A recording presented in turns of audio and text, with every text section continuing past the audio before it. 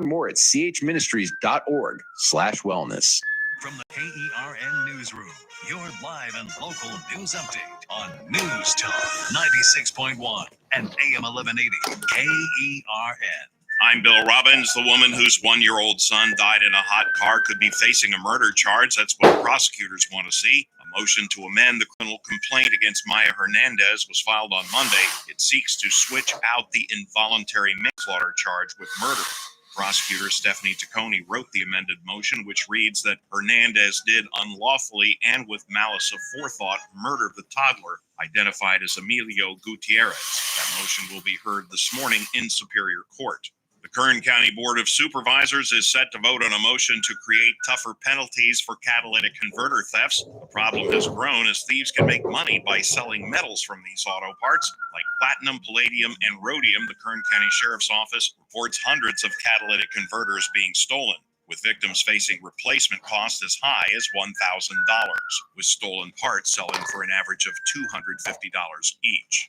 The California Highway Patrol is urging drivers to retrieve their Amazon trailers from the Grapevine Commercial Vehicle Enforcement Facility. CHP posted this on their social media page. They issued a warning to retrieve your abandoned trailers ASAP or they will be towed as they hinder the operation of the inspection facility. CHP says that if any consumers have packages they're waiting for, there's a good chance it's in one of the trailers. The Kern County Coroner's Office has identified a 15-year-old girl they say drowned in the Kern River. She is Esther Isabel Villanueva Torres of Bakersfield. On June 8th, she reportedly went into the river at Riverview Park on Willow Drive. She was found dead a little after 5 o'clock that afternoon. Cause of death was drowning and was accidental.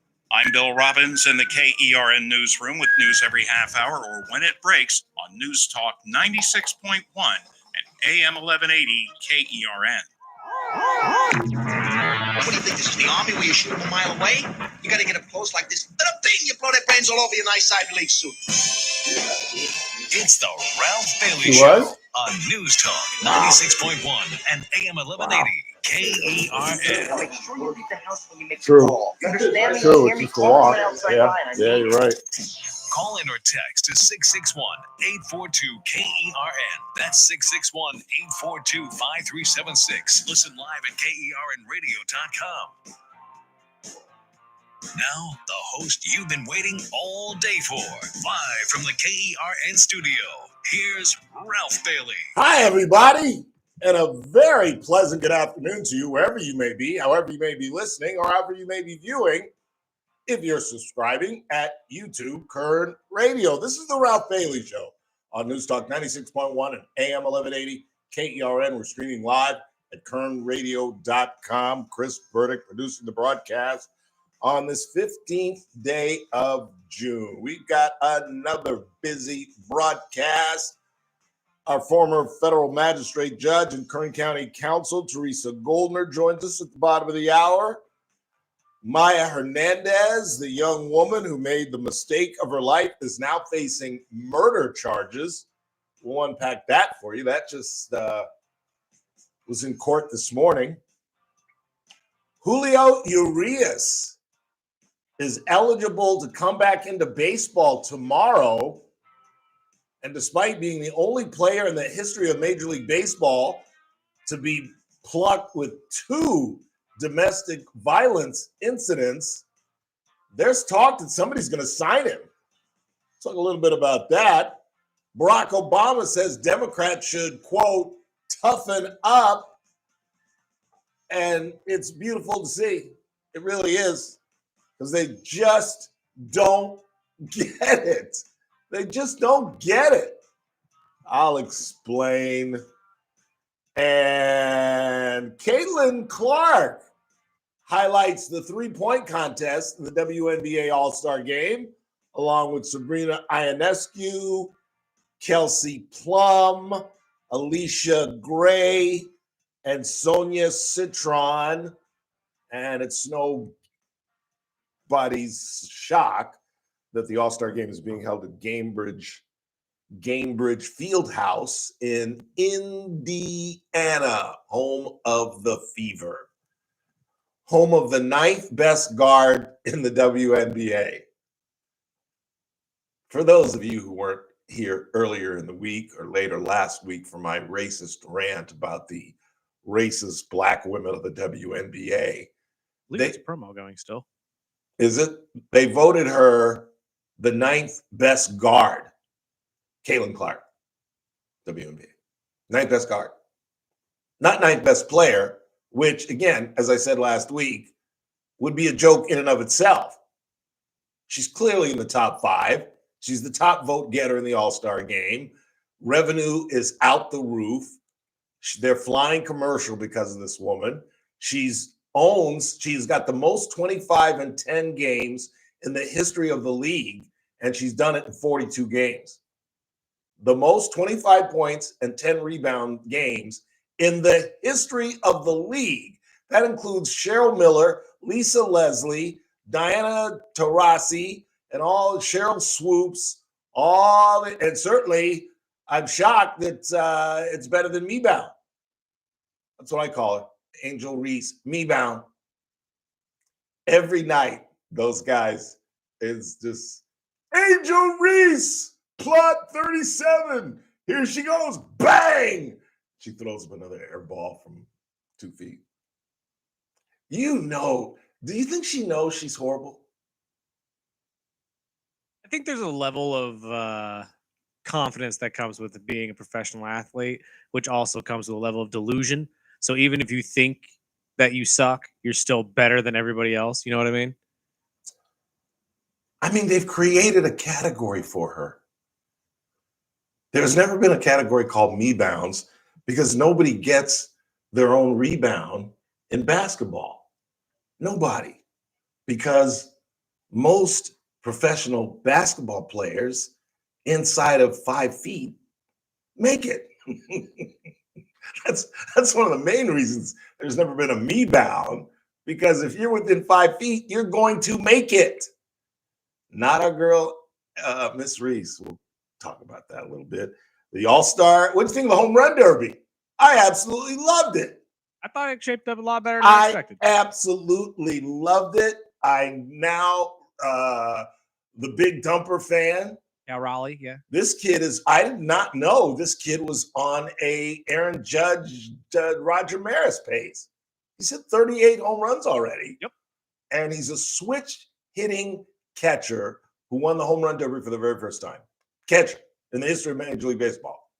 And you're talking about, this is before, I don't think they had the Home Run Derby when Johnny Bench was playing, and Roy Campanella and Carlton Fisk and guys like that. But nevertheless, this guy is a switch hitting catcher. And I didn't know that. So I'm watching and I'm like, what is he doing? What's he doing? He's hitting right-handed? Wow. And he put one like damn out of the stadium. I was like, well, why didn't you just hit right-handed? You hit better right-handed than you did left-handed. But he won the Home Run Derby, and he's starting behind the plate tonight. And, of course, we get to see automated balls and strikes, or at least the appellate process where each team will get 2 challenges. It'll be interesting to see who pulls the trigger first. Because remember, as I told you guys last week, the players don't like this because the players have found out, because they have video back in the clubhouse. And when guys strike out, particularly like Ohtani, who's a DH, or if you were the first out, you've got enough time to go back into the clubhouse, they'll go back and look and see, was that a strike? And a lot of times, what they didn't think was a strike will catch the box, and they're like, ooh, that was a strike.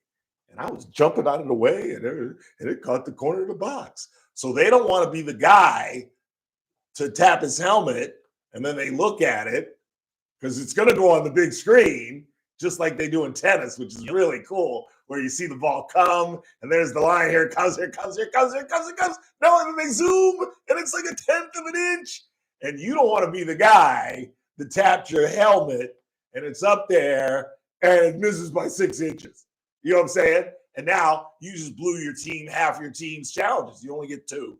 So it'll be interesting to see if anybody. I predict nobody pulls the trigger. Put that in your hat and smoke it. It's an interesting prediction. I think we get it, but like late in the game, around like the 6th or 7th inning. I don't think I think these guys will respect the umps. I don't think they'll challenge them. It's the All-Star game too, so no one's Exactly. going to take it that seriously. Exactly. Although, because it's the All-Star game and it's the only time they get to use it, you would think somebody's like, well, I'm gonna use it just to see. I'm just gonna see, just to check it out. From what Manfred said on McAfee yesterday, they're fully planning to incorporate this by 2026 regardless. So it's coming to baseball. All right. I'm not sure I like it. We'll see. John Smoltz had an interesting take this morning on First Take. Is that the one with Nick and Broussard and the other one? Yes. First Take. Where he said, I don't mind the challenge, but we can't go to automated because guys cannot hit the upper strike at 96, 97, 98 miles per hour. They just can't. There's no way you can square that up, and it's still a strike. And all you got to do is catch the bottom of the ball on the top of the strike zone, and it's around the guy's shoulders, which used to not be a strike, believe it or not, for you young folks. Man, this, technically it's supposed to be armpits to knees. It was never that. Batters always, if it went across your letters, they'd give it to the hitter. And now they've kind of expanded it. It used to be, they would say that the American League had a higher strike zone than the National League. I would ask you, but you're too young to know the answer. The reason was the American League umpires, when I was a child in the 70s and the 80s, used outside protectors. They basically used like balloons outside of their gear. I'm not kidding. I used it as an umpire my damn self. It had two straps you put your arms in, and it worked like a vest, but it was just essentially just a protector. Well, now, and the National League guys always used the inside protector, which is more tight to your chest and to your body. So they would give you the high strike, but the guys with the balloons in the American League, they would say, wouldn't give you that high strike because they were had this balloon thing in front of them. But just give me a little baseball history. All right, let's get going. We're running late. We'll get started with Epstein, unfortunately. We were waiting. I was told, and check the wires, Pam Bondi was expected to make some sort of press conference. This thing is still raging, but there's been an interesting twist that I'll share with you. And of course, Mr. Jara, Fernando Rodriguez Jara, was expected to appear in court about 15 minutes ago. He's facing 3 charges, 2 misdemeanors and a felony. And Mr. Flores discovered an interesting twist. What? Bondi did have a press conference 4 hours ago. 4 hours ago? At 11 o'clock this morning? That's what it says here. How the hell did I miss that? What did she say? I'm not 100% sure. Well, we'll find out. Print whatever you got. It's the Ralph Bailey Show on a Tuesday, right here on News Talk 96.1 and AM 1180. KERN, we're streaming live at kernradio.com. News Talk 96.1 and AM 1180 KERN. On the next Armstrong and Getty show, NVIDIA convinces Trump to let them sell advanced chips to China. Is this a good thing? Plus, everybody's going back to the office. Remote work is done, except one group of people we'll talk about.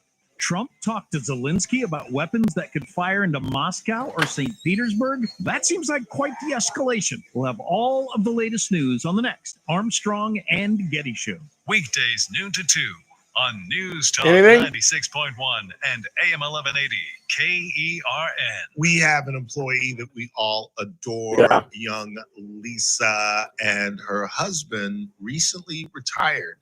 And right before he did that, and I didn't coerce her, she listens to the program, she hears Daniel Petrie on Thursdays, and he became a client at Messmaker and Petrie Wealth Advisors. And if you're staying retirement in the mug like I strongly suggest you call Daniel 395-9400, 395-9400, or tune in on Thursdays.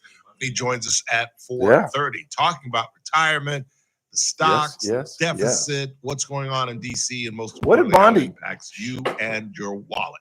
Tune in on Thursdays, 4:30 for Daniel Petrie with Messmaker and Petrie Wealth Advisors.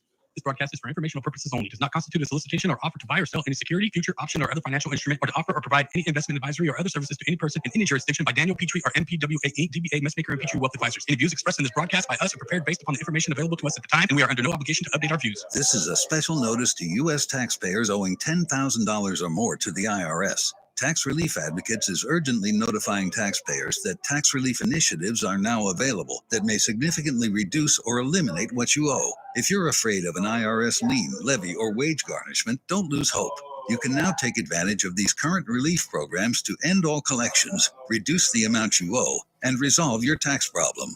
Even if you have years of unfiled tax returns or are already in a payment you not plan, turn this you may printer still on? qualify for significant turn this relief. printer on? Struggling taxpayers can now get relief they need during these hard economic times. A hotline has been established by Tax Relief Advocates for you to call and see what you qualify for. They are A+ rated with the BBB and have over 1,000 5-star reviews. Don't wait. Call 800-575-7147. 800-575-7147. That's 800-575-7147, or simply visit TRA.com. Must qualify for enrollment. Results may vary. Hey, it's JR for Bakersfield Weight Loss. Do you want to know the secret to resetting your metabolism so you can get your excess weight off and Chris. keep it off? The secret Chris is again. Bakersfield Weight Loss. I've been working out for years, cutting calories and not seeing the scale move. It was because of my metabolism. That's what sets the Bakersfield Weight Loss program apart from others. They help you stop the yo-yo dieting and reset your metabolism to burn calories faster and keep your weight off for good. You may have tried the GLP-1s like semaglutide injections to lose weight, only to find out that you had terrible side effects and you didn't lose much weight. And if you did, you just gained it all back after going off the drugs. It's time to take control of your metabolism and end the cycle of weight gain and frustration. The Bakersfield Weight Loss program helped me reset my metabolism, and I lost 25 pounds last year, and I've kept it off. This program has helped over 70,000 people lose weight by resetting their metabolism to keep their weight off for good. Schedule that free consultation today by calling 661-449-1150 or online at bakersfieldweightloss.com. Results may vary. You're listening to The Ralph Bailey Show. Catch me weekday morning 6 to 9 a.m. on First Look with Scott Cox, News Talk 96.1 and AM 1180 KERN.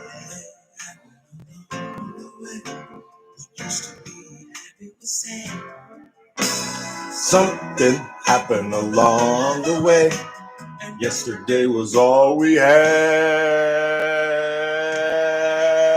Oh, after the love was gone, we used to be behind. What? Huh?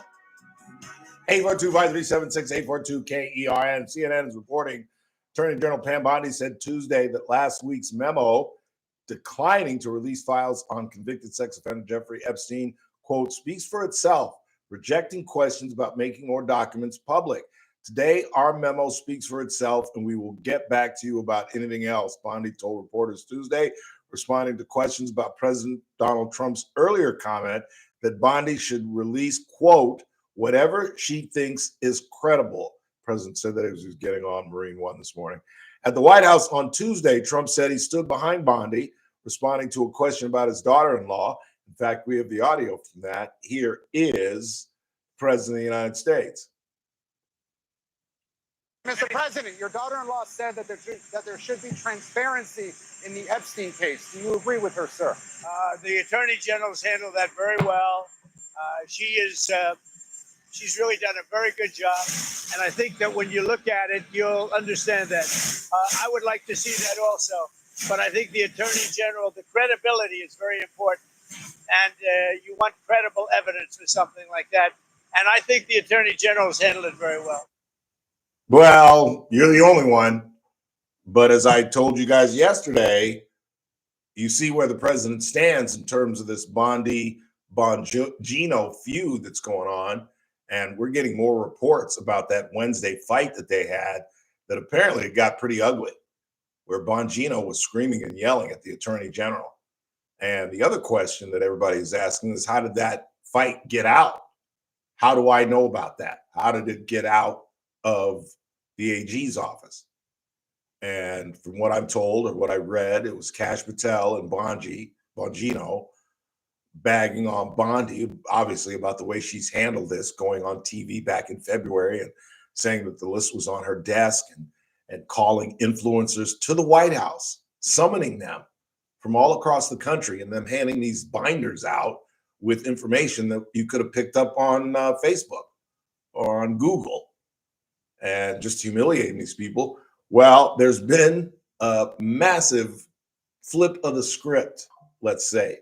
The president himself reached out to our very own Charlie Kirk, who I just found out last night. I referenced the Turning Point, the kind of conservative confab. Well, that's put on by our Charlie Kirk, who follows me, coming up at 6 o'clock. Keep it locked right here on News Talk 96.1 and AM 1180 KERN. But apparently the president reached out to Charlie Kirk, and I'm assuming he said something to the effect, either there are reasons we can't release it or there's nothing there, Charlie.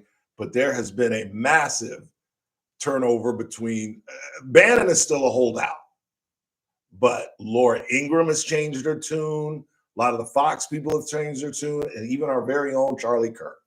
I'm done talking about Epstein for the time being. I'm going to trust my friends in the administration. I'm going to trust my friends in the government to do what needs to be done, solve it, balls in their hands. That is a massive, massive turnaround from where they were this weekend when Laura Ingraham asked the entire crowd, about 7,000 people, how many people are happy with what's been released in the Epstein case. Clap if you're happy.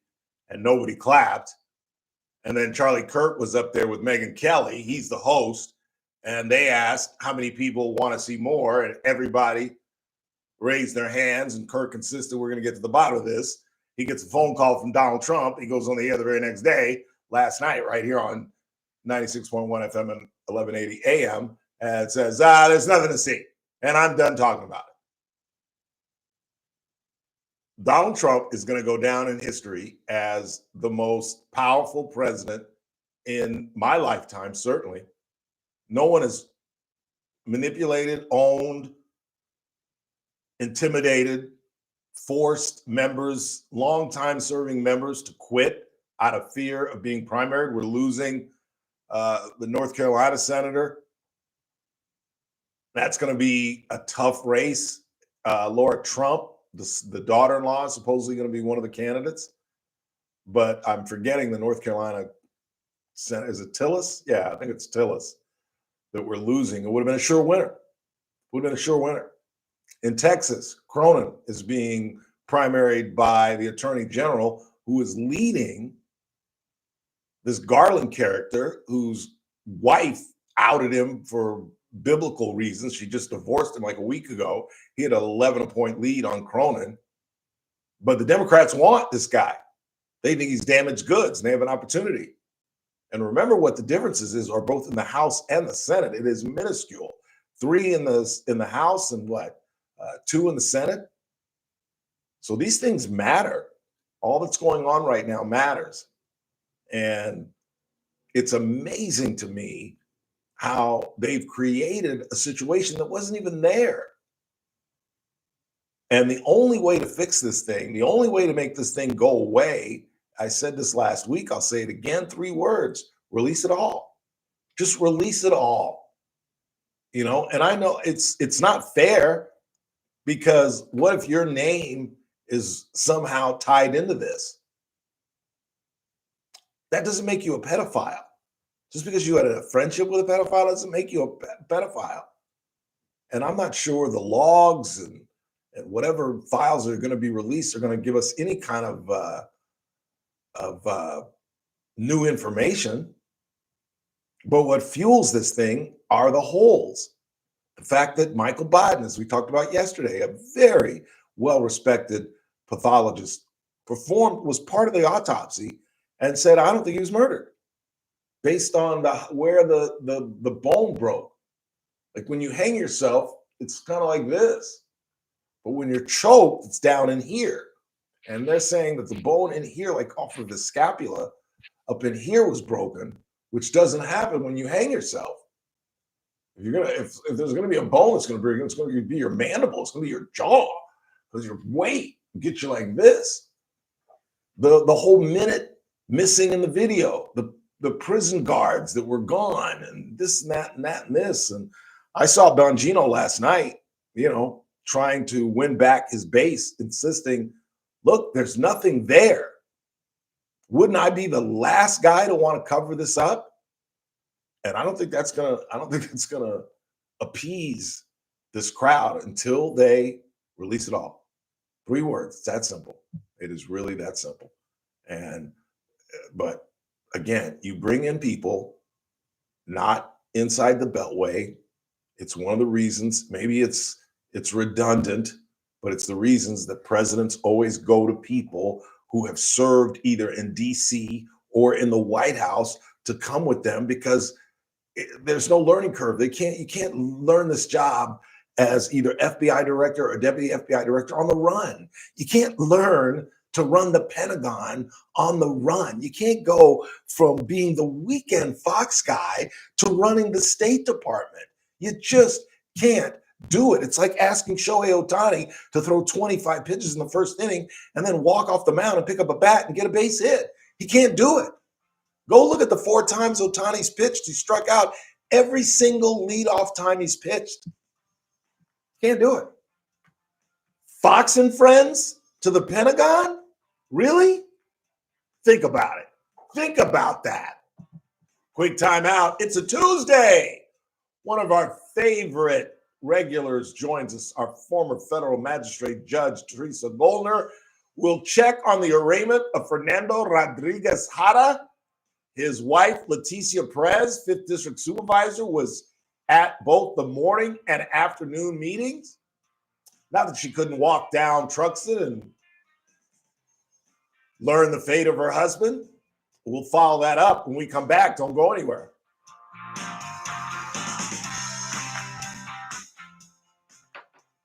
News Talk 96.1 and AM 1180 KERN. With SRN News, I'm Keith Peters in Washington. President Trump is touting tens of billions of dollars of energy and tech investments at a new summit focusing on energy and innovation. At the event Got her Tuesday in hosting Pittsburgh, Tuesday. held by Republican Senator What do you David got? McCormick, Trump boasted of a true golden age of America in energy policy and artificial I'm intelligence. hitting the power right now. President Trump is pushing Republicans in I Texas was to too. redraw the state's congressional maps to help ensure the party keeps its majority in the U.S. House in next year's midterm elections. The president's directive signals part of the strategy Trump is likely to take to avoid a repeat of his first term when Democrats flipped the House just 2 years think? into his You presidency. think they can afford solid? On Wall Street, the Dow outlined Exactly. 436 If they can afford points. solid, More they can afford details bail. at srnnews.com. News Talk 96.1 and AM 1180 KERN. Even if it comes from her? The KERN Newsroom. That's what I said. I said Live and local that news means update on they're News married. Talk I would assume they share a bank 96.1 account. and AM 1180 What did you KERN. say? I'm Bill Robbins, the husband of a Kern County District Supervisor, has been arrested for allegedly making threats at Fernando. Why was it why? Because I was like, he texted me back later. He's like, sorry, dude, I can't. He's like, you really have to I can do whatever, you know what I mean? Yeah. Doesn't have to do with She ain't gonna talk to any of us. She ain't gonna talk to me. I haven't talked. A 37-year-old man from Taft has died after an explosion that resulted from manufacturing black powder fireworks. That's according to the Kern County Coroner's Office. The victim, Jose Ignacio hello? Riarte Rios, was You go found speak at to her? 1000 block of Loma Vista Avenue. Well, then why are you saying she doesn't? She won't talk In to the you. KERN newsroom with news every half hour when it breaks on News Talk. I haven't talked to her in over a year. Hey, I talk a lot. I like the dreams. come on in. I'm outstanding. Well, I'm not good, but I'm here. Holy Toledo. It's one petition. Oh, God. Oh, Oh, and I read nothing about that case either. It's okay. Yeah, you can guide us through it. all right, Judge, I have a question. Second button is usually where I tell people. Yeah, we have a question. Okay. They put a 1275 on Fernando. Fernando's bail, What does that mean? How do you meaning know that they believe it comes from ill-gotten gain. How could they do that? They have evidence that he's engaging in deal. Are we on? Are we on live? Sorry.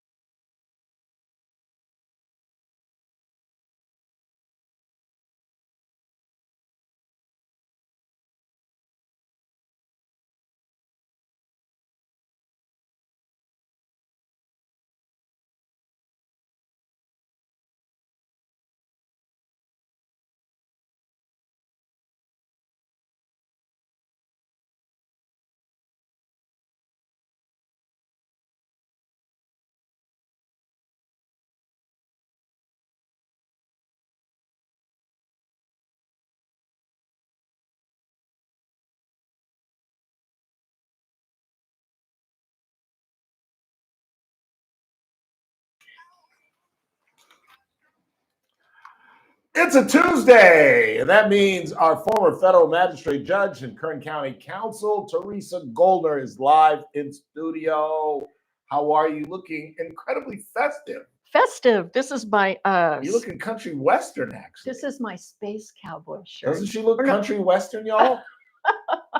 you look space like cowgirl. I guess it's space cowgirl. space Because cowgirl. see, look, it has like a little Saturn planet here, and Oh, nice. I think it's somewhere. It's got like a rocket ship or something. I don't know. Yeah, right there. Right Is that there the on your- rocket on your ship? sleeve, and then you got looks like Saturn on your Yes, on your there sleeves. you go. And I even have a little bit of glitter. Nice, nice. So do you really like it? I do. Oh, I that's do. nice. Thank Isn't you. that Saturn with the rings, or is it Jupiter? I don't know. Saturn. Space cowgirl Chris? should know that. Saturn or Jupiter has the rings? Saturn. Oh, is that right? Oh, Is there one that's listen- green? Listen to Mr. Bernie. No one has green. No, but Mars is red, correct? Okay, That's so about well, all this I is know. probably one of those. Yeah. How have you been? I haven't I seen have you in been a while. great. I know it's been a long time. I've been to since I saw you. I spent 10 days in New York. Really fun, Wow. fun. Our July 4th was in New York, and we saw. You had been proud of me. We went to go see the Yankees versus the Mets at the Really? Mets Stadium, which is I was talking about it with JR last time. It's really nice. I bet. It's a lot nicer than Dodger Stadium. That is not true. You take that back. No, it is. It's really No, nice. it's not. I mean, it is fancy. They have But all who- kinds of stuff. Why, you don't like the Mets? No, I don't like. You don't like any New York people. I don't like. Dodger Stadium is my heaven. I don't Really? think there's a nicer stadium than Dodger Stadium. Well, other than maybe Fenway and Wrigley because of the history. have you been? I've never been to Fenway or Wrigley. Neither have Stadium. I. But Are you going to go? I would love to. I'm more likely end up at Wrigley because I have relatives in Chicago than I would be in Boston. That'd be really fun to go see that. Oh, it'd be unbelievable. Have you been to see like the Detroit Tiger Stadium?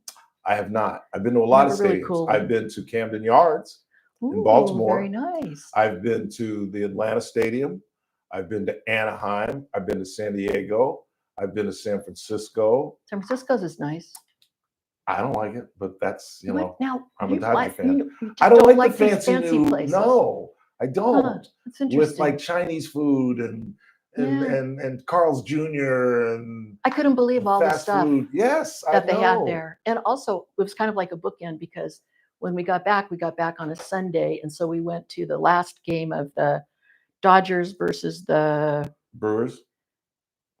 I can't remember what it was. Astros? No, that was the Could one have where been they, Astros. it was, they lost. It was, 18-1? Yes. That was Yes, the it was the Astros. one after they lost that. Yeah, it was the Astros. Yeah, You're right. yeah. But they lost that. This was the game after they lost 18-1. Yeah, they got swept by the Astros. And I, as I was telling JR last week, I couldn't believe, was it how do you pronounce his name? Shohei Ohtani. Shohei Ohtani. He didn't get a hit. He got nothing the whole time. Yeah, he's been a little slumpy. I slump. was so disappointed. But Did he pitch that day? no, didn't pitch at Wow. all. He's been a little slump. He was just what do they call that? Pinch hitter? What is he? Designated hitter. Designated hitter. That's Yes. what he was. But he Yes. didn't get anything. Yeah. But he looked good at the plate. Yeah. He's a very handsome, athletic He is. young man. He is a gargantuan man. He's so much taller than Yes. everybody else. And he's so much bigger. He's broader. He's a big man. People don't realize that. And there was this little short guy, I think he was like 5'8" on the other team, that everybody was yelling at him and Oh, swearing Jose at him. Altuve. Yes, they were. I mean, the Dodger Yes. fans were rude, Ralph. Do They you know were why? rude. Well, JR explained that to Yeah, you. they were last part week. of the cheating team that, I that never- cheated us. in the I never World heard of Series. that. Yeah, they cheated us in the World Series. That's too bad. It's a long story. Before we get started, Fernando Jara should be out of court by now, the husband of Leticia Perez. And the only question I have for you is that Mr. Flores found out they had what's called a 1275 on his bail. Explain exactly what that is. I'm not sure please. what that is. I'd have to look that Well, we up. just talked about it. What are you Well, talking about? I want to look up the penal code section to make sure that I'm right about that. But usually, No, I saw it. JR showed it to me. what does it say? It says JR sent me the Google that the sheriff sent you. Usually, if they're going to hold somebody's bail or they're not going to, when somebody posts, in order for somebody to get out of custody after they've been arrested, typically they have to post bail. That's different in New York now. Yeah, no They don't really kidding. have that much No, anymore. they do not. But usually you have to, whatever the bail amount is, and usually there's a bail schedule, but sometimes the judge can deviate from that bail schedule. Uh-oh, incoming. Uh-oh. Incoming. Thank Okay. you, JR. It says, penal code, I hate to read this. Feel You want to read free. it? This is your show. No, go ahead. Okay, penal code You're the 1275 hold can be placed on bail when there's a reasonable belief that the bail money was obtained through illegal activities. What that means is if they believe that whatever money he's going to put up for bail comes from some illegal source, whether it's somebody who's giving him money that is doing something nefarious or whether they think he's doing something nefarious, i.e. illegal, the court can say, we're not going to accept that as bail money because we can't allow somebody to be released from custody based on money that comes from an illegal source. And that can make it very hard for somebody who can't show that he has a legitimate basis for that money to get Yeah. out of jail. That's Well- a tough thing. Well, that's why he's been sitting in jail since Saturday night. Well, bail is not easy for people to get. You have to, in order to get bail, bail is something that you got to go to a bail bondsman Right. typically. And and every bail bondsman has their own terms when what they're willing to post a bond for somebody. And they boosted the bail. It went from 20,000 to 100,000. That's not good. Yeah, That's because not good. apparently he got belligerent with the police. There was a standoff. SWAT was called, and apparently he was a danger to himself. And now we're learning that Leticia Perez and the children were there when the mental breakdown, or whatever they're deeming it, began. Oh, I'm sorry to hear And the that. technical part of it that 17 reported was they weren't there when he was arrested. Because remember, there was a standoff for a while. So apparently Leticia and the children left. The cops called on a wellness call, and he wouldn't come out of the house for a while. And they called the SWAT team and finally got him out of the house. I was out of town when all that happened. I didn't Yeah. read about that until around noon today. I had Yeah. not heard of that before, but I'm sorry to hear that It she is. and her children were home at the time. I'm sure that was really tough on her. Oh, it's sad. It's gotta It be- really is. It is sad. Because now what do you do? Well, but going back to bail. Yeah. So what you have to do is, let's say if the bail is, did you say it's 100,000? Mhm. Usually you have to post 10% of the Right. bail in cash. So that's $10,000 plus you have to post real property that has equity either twice as much as the bail amount or 1.5 times the bail amount. And that's going to depend on what the bail bond company wants, because they have to be satisfied that if the defendant doesn't appear in court on every occasion that he's supposed to appear on, and if they have to go and levy that property and take it back, they want to make sure that there's enough equity in it that they're going to get their get the bail back. Yeah. So that's how it works. But it's not easy for the regular person who doesn't have a lot of cash on hand, or maybe their only asset is their house. Who has 100, like in this case, let's say if he had to post, I'm just guessing here because I don't know what the bail bondsman's going to require, but let's say he has to come up with $180,000 in equity. How many people have that in their Yeah. house? And that's the Probably Democrats. not that many. That's the Democrats' argument for no bail. True. That That's the true. affluent get to go home and wait for their trial, while the poor sit in jail until their trial. But sometimes people get on the phone and they call their friends, they call their relatives, they call people that owe them money, and they say, we need your help. Yeah. You know, and people will donate Create a money. GoFundMe or something. Yeah, and do that. Or sometimes people will say, I'll put my house up for bail. Right. You know, because I trust that he's going to show up. It's all about making sure that the person shows up to Flight trial. risk. Flight risk. Yeah. Well, it's two things. Bail is based on two things. It's based on whether someone is a danger to others, or Which he clearly is. and or there's a flight risk. So I don't know very much about Mr. Hara, so I don't know, you know, what he is, how that He is a troubled plays out. man. And that's my fear now, the future. What are you afraid of? What do you think's going to happen? You just don't know. You just don't know. With somebody this tempestuous, is that the word? Or this just volatile, this, you know, unpredictable? Has he been in jail since Saturday? Yes. And Yes. he's trying to get out. He was scheduled to be arraigned at 3:00 this afternoon. And that's when, do you know if they're going to have a bail hearing on that at that time, or No just idea. an arraignment? No idea. You know, the arraignment is when they say, these are the These are the charges, how charges. do you Yeah. plead, that kind of thing, and do you need a lawyer, Yeah. sort of thing. They don't I necessarily. think that's what it is. I don't think it's a bail. So he'll have to stay in jail. If there's bail, he'll have to stay in jail until bail is posted. Yeah. And the court has to accept the bail. And that means the court has to have a bail hearing if the court is concerned, or if the district attorney is concerned about the source of the bail money or the bail property that's used as collateral. Yeah. So there'll be a hearing on that. If there is that concern, there will be a hearing, and that means that witnesses might be called to testify to say, yes, I gave, you know, him money to post bail, and yes, I put my house up, and I'm a good citizen, and you know, there's nothing wrong about my house or the source of my house or Yeah. the source of my money. Yeah. So there can be, you know, you can have more than one bail hearing in a case Yeah. too. Chris, keep your eyes open on the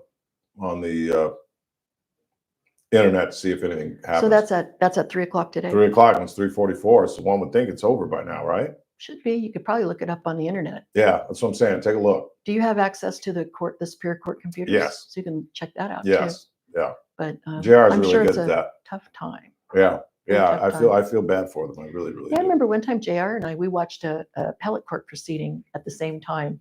Yeah. When you were gone one time, and JR sat in for you, and it had to do with the appellate argument in Vince Fong's case.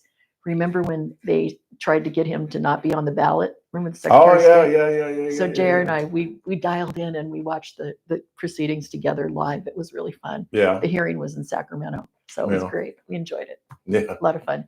The courts, you know, there's so much access to the courts now, which I is know. such a good thing. I mean, you covered the courts for a long time, didn't you? Mhm. Yeah, I did. Do you think Loved it's it. different now than it was Oh, before? clearly. Yeah. They're more open, although federal still is. Federal's not, I don't think federal's going to change for a long That's time. too bad. And the Supreme Court should change too. How fascinating would that be Well, you know, you to can, be able to watch the Supreme Court? but you've listened to it live. I have. And did I you have. like that? It's not the same, but yeah, it'd be fun to watch the justices, and I- particularly now that there's a division within the court, Oh, and yeah. they all think Ketanji Brown Jackson's a dummy. Boy, she's really She's a dummy. She's really not being Do- treated very nice. Is that accurate to say they think she's a dummy? Yes, I They think really that's do. accurate. I mean, Amy Coney Barrett really Was the one that was the first shot, she really took a direct hit from her. and then there was the 8-1 vote Yes, where when she went off and like redefined the court. Sonia Sotomayor did not go with her. No, on that she one. did not. And so you know, if she's not willing to go your Among way, the three liberals, you are alone on the island. first break I've ever seen among The three. the big three liberal.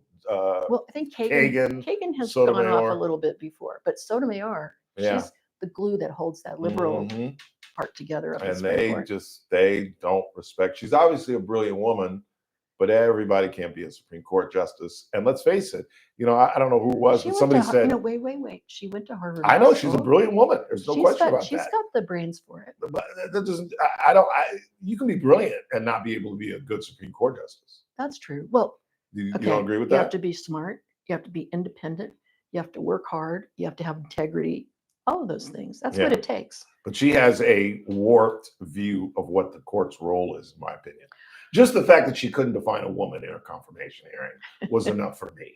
Come well, on. I think Come that- on. I know that was kind of funny. I mean, it was crazy.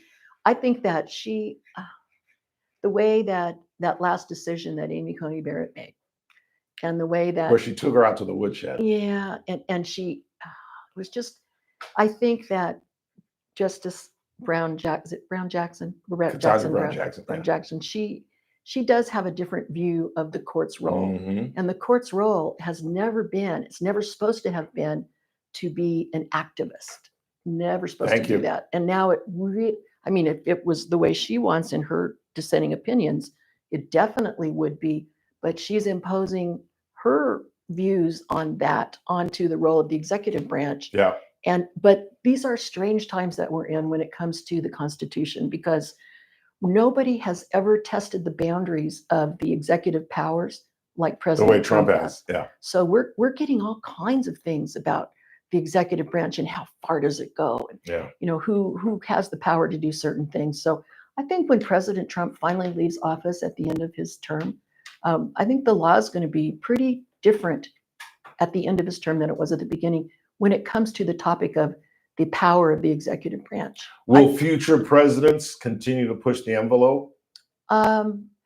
I don't know. Now seeing I the don't know. road that Trump is. I guess it depends on whether they're a Democrat or a Republican, perhaps. I don't know. Maybe. I don't think so. You don't think, you think I they're think going to that's back the off? one thing the two parties share. Everybody wants power. Exactly. Well, what I think is, Especially in the executive branch. what I think has been fascinating with these Supreme Court decisions so far is you've seen how before they use the Supreme Court, the Democrats or the liberals typically use the Supreme Court to come down with decisions that supported their views. And of course, that's why they want to have liberal Supreme Court justices on the bench. Right. And now that they don't have a liberal majority on the court, they're depending on the district judges, the trial judges, Mhm. to come in and basically act like they're in the executive branch. And that is so wrong. And that's the case that Justice Coney Brown, Yeah. or Justice Coney Barrett wrote the majority opinion. Got to on. stay in your lane. You do have to stay in your lane. And I completely agree with her decision. I do too. I thought it was Absolutely. brilliant. And I thought she was so right on that, because I mean, when I was there, I was just a magistrate judge. I was not an appellate court judge, but that was typically a no-no. You don't step on the shoes of the executive branch. Yeah. And I've never seen anybody do it to the extent, actually, I never saw anybody do it when I was there. Yeah. And so I can't believe how often these trial judges are doing it. And it just kind of shocks me. I think it hurts the reputation and the integrity of the judicial branch when judges don't stay in their lane. I agree. I So, agree. I think- We've wasted all your Oh, I'm effort sorry. and time. No, that's all right. I mean, this has been a great discussion. I just got one more local thing to ask you. Yes. Are you surprised? Have you been following this Maya Hernandez case, the 20-year-old who left her children in the car? I've read some stories about it. They upped This the is the one charge. that went to get a lip filler. Yes, right up the street here, right up Real Road, What's right down the no. street. Why she didn't just bring her kids into the salon? And they told her she could. And she told her she Oh. could. And that was my question to you. Is that why they upped the charges to murder? I was shocked by that. 20 years old, was originally involuntary manslaughter, which I thought was appropriate because I didn't think she didn't intend, she didn't get up that morning and say, I'm going to leave my kids in the car and kill them. That wasn't her intent. She's But if just they offered stupid. her the opportunity to bring them into the salon in a nice, cool, safe place, They did. and she chose not to, Is that the murder charge? I think that's a voluntary choice. She didn't do that unintentionally. It doesn't sound like it to me. So I don't know why they upped it to a murder charge, but I'm not surprised that they did. Yeah. And I don't think that that's wrong either. I mean, those poor children depend on her, and she did a Oh. terrible thing. If it's true, then she did a terrible thing. Yeah.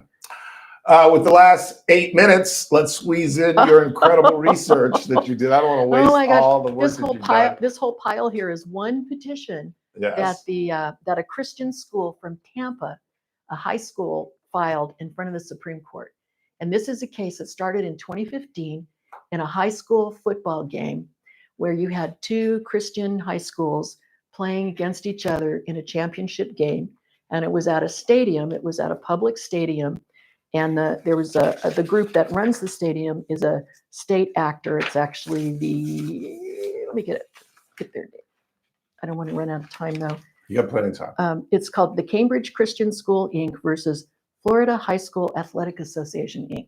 So the Florida High School Athletic Association is a public entity, public body that runs That runs high school sports. Right. And so they were Florida. having this championship game, And both teams, because they're both Christian teams, wanted to say a prayer, wanted to have a prayer over the loudspeaker for just say a little tiny prayer over the loudspeaker, a pregame prayer. Right. And they said, no, you can't do that because that would violate the First Amendment. You can't do that because that would mean that we are condoning prayer if we allow a prayer to be over the public loudspeaker. And they lost, the Cambridge Christian School lost at the trial level, went to the Court of Appeals, won. It got sent back to the trial court to make some more factual findings. And then the trial court again ruled against the Christian school and ruled against the prayer. Yeah, ruled against saying the prayer, but ruled against the school, right? In favor of the other one. And then they go back to the 11th Circuit and they finally issued this big long opinion, and they said that it's government speech when something is broadcast over a loudspeaker at a facility that is owned by the government, i.e., a school. It's considered government speech. And because it's government speech, there's no First Amendment right that attaches to it. And therefore, you don't have a First Amendment right to say a prayer or exercise your religion or anything like that. So they denied them. They denied them. So the school lost again. And so now they have filed a 256-page petition that you have right here on our desk. Yes, in front of the United States Supreme Court, asking the court to hear the case. And I hope they do, because I think that's really important. They were saying that they thought that the 11th Circuit, which is the Court of Appeals for Alabama, Florida, Georgia, one other state, I think, that they got it wrong, that it's not government speech, that's just a way to keep people from being able to exercise their First Amendment rights. And it's not, the test is not supposed to be, according to the Christian Schools brief, it's not supposed to be the place where you exercise it. You're supposed to look at the speaker. And is the speaker a government speaker or are they a private person? And here you have two schools that wanted to say a prayer. That's not government speech. I don't think it's government speech. I thought there was somewhat of a precedent set with prayer and sports with the coach here in California. And he won. Right. That's not a precedent. Well, that was him wanting to, I think, say the prayer down, get down with the team on, get on their knees and pray. Yeah. And that was considered okay. But the part that was supposedly unconstitutional, sharing it with the stadium. Right, and at first they were claiming that it was an endorsement of speech because it was over a public loudspeaker. And so you're making everybody else listen to it. And you're saying the government is endorsing prayer by having it over a public loudspeaker. But you're not asking everyone to pray necessarily. And that's what the Christian schools argued, Ralph. They said, hey, it's just, you don't have to pray. You don't have to listen to it. You can go get a Pepsi or, whatever you want to go get.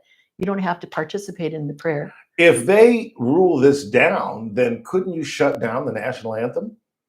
The national anthem is not a prayer.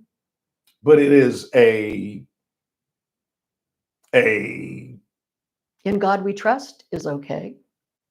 National anthem is okay.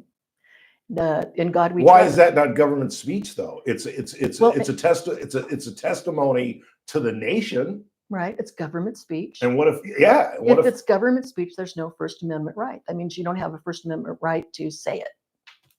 That means you don't have a First Amendment right. That's what I'm saying. So couldn't they go after the national anthem with this if this precedent is set? No. I don't think so. Why not? Well, where am I missing? Maybe I'm not understanding. Tell me again what you're saying. I'm not sure I get it. I'm saying that the national anthem could be perceived as I come to the stadium and I don't want to pay tribute to the country. Okay. I'm an anarchist. Okay.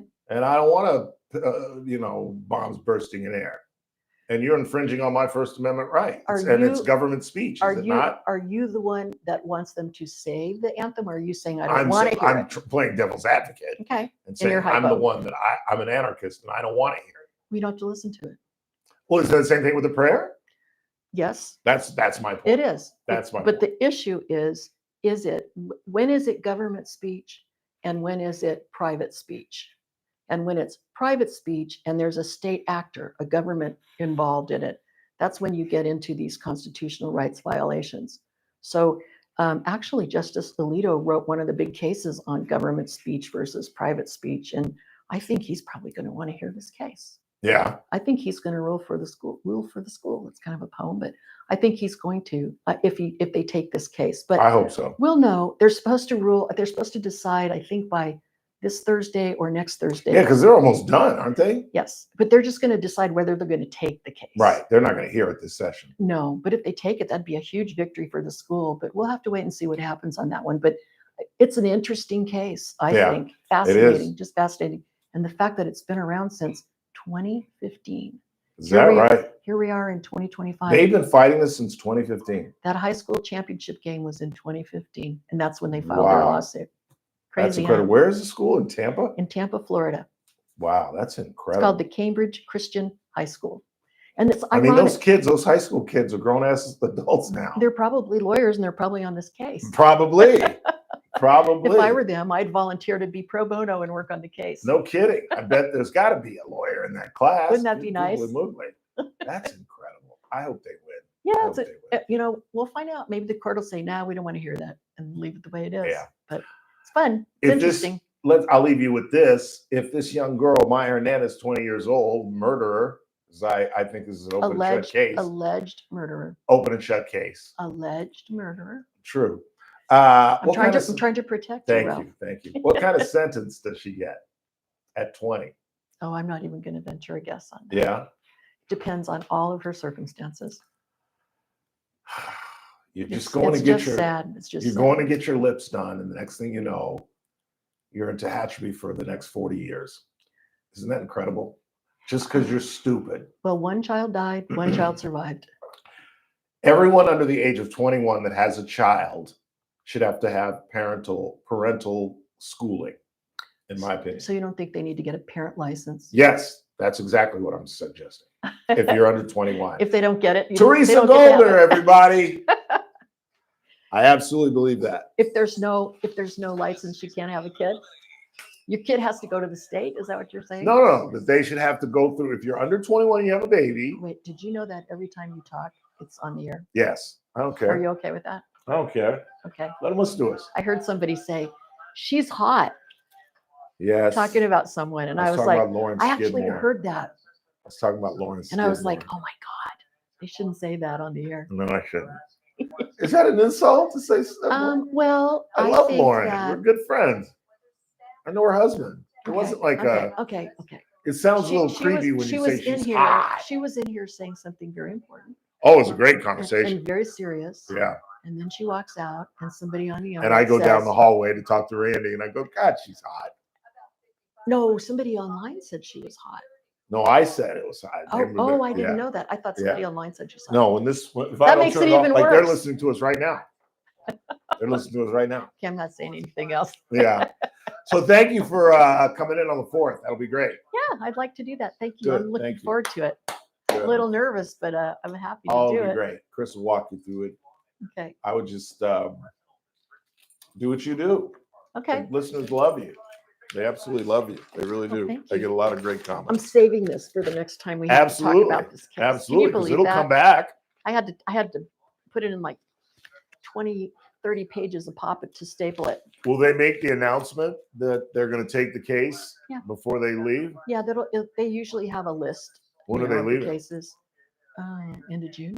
End of June? But remember last year they stayed over because Yeah. they had all these Trump cases to do. Yeah. So they stayed over for like 10 days last year, I think. Stayed in session. Okay. I'm sorry about Ketanji Brown Jackson. I know you liked her at the beginning. Not really.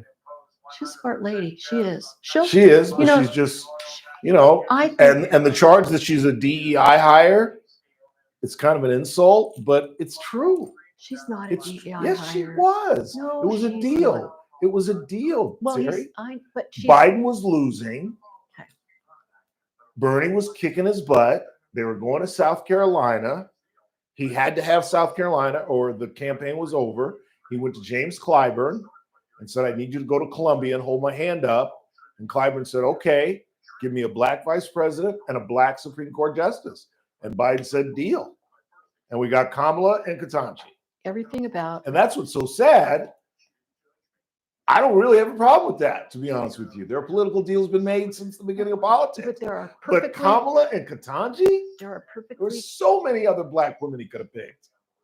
all right, objectively speaking though, what was wrong with Ketanji Brown Jackson? Harvard, she'd been a federal judge for a long Once she time. couldn't say what a woman was, I know, she was they just should have being, booted she her. was just being, Woke. yeah, she was being, And that's part of the deal. She's part of that generation. She's 20 years younger than I am. She's part of that well, she's probably No, 10 she's years. not. Probably No, 10 years. she has a daughter that's like, I think 12 or 13 years old. Hey Siri, how old is Ketanji Brown Jackson? Yeah, she's 54. She's older than I thought. She's You're right. only a few. Yeah, she's Yeah. been around for a while. What do you got? Pause it. Did you mute it? Nope, not yet.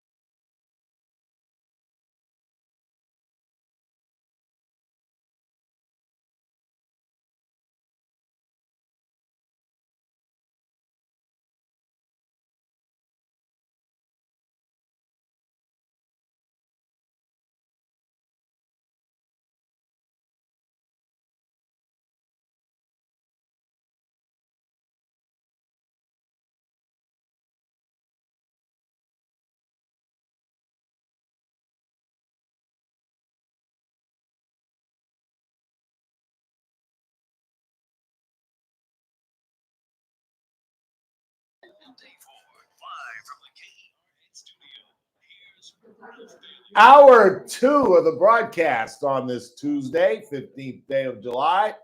It's the Ralph Bailey Show on News Talk 96.1 and AM 1180 KERN. We're streaming live, kernradio.com. We still got lots to do in the final 2 hours.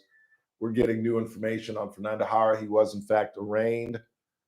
And as our judge explained, 1275 hold has been put on him. The preliminary hearing has been scheduled for July the 25th. And we now know that he is, in fact, Mr. Jara, being represented by H.A. Sala. His partner, R.L. Hutchison, represented him in his stead. And the preliminary hearing, 7:25, and the preliminary hearing is set for the 28th of July. Mr. Flores getting to the bottom of that. 842-5376, our phone number, 842-KERN. Anything on the board? What do you got? Ralph, yesterday the Supreme Court allowed Trump to fire DOE employees, but did not sign the order. Does that mean anything? Yes. It's the beginning of the end of the Department of Education. We want to do it again? Sayonara. Aloha. Auf Wiedersehen. Adios. Dankeschön. No, it's not that. What is it in German? Auf Wiedersehen. Auf Wiedersehen. What else is there? Au revoir. Bye, Felicia.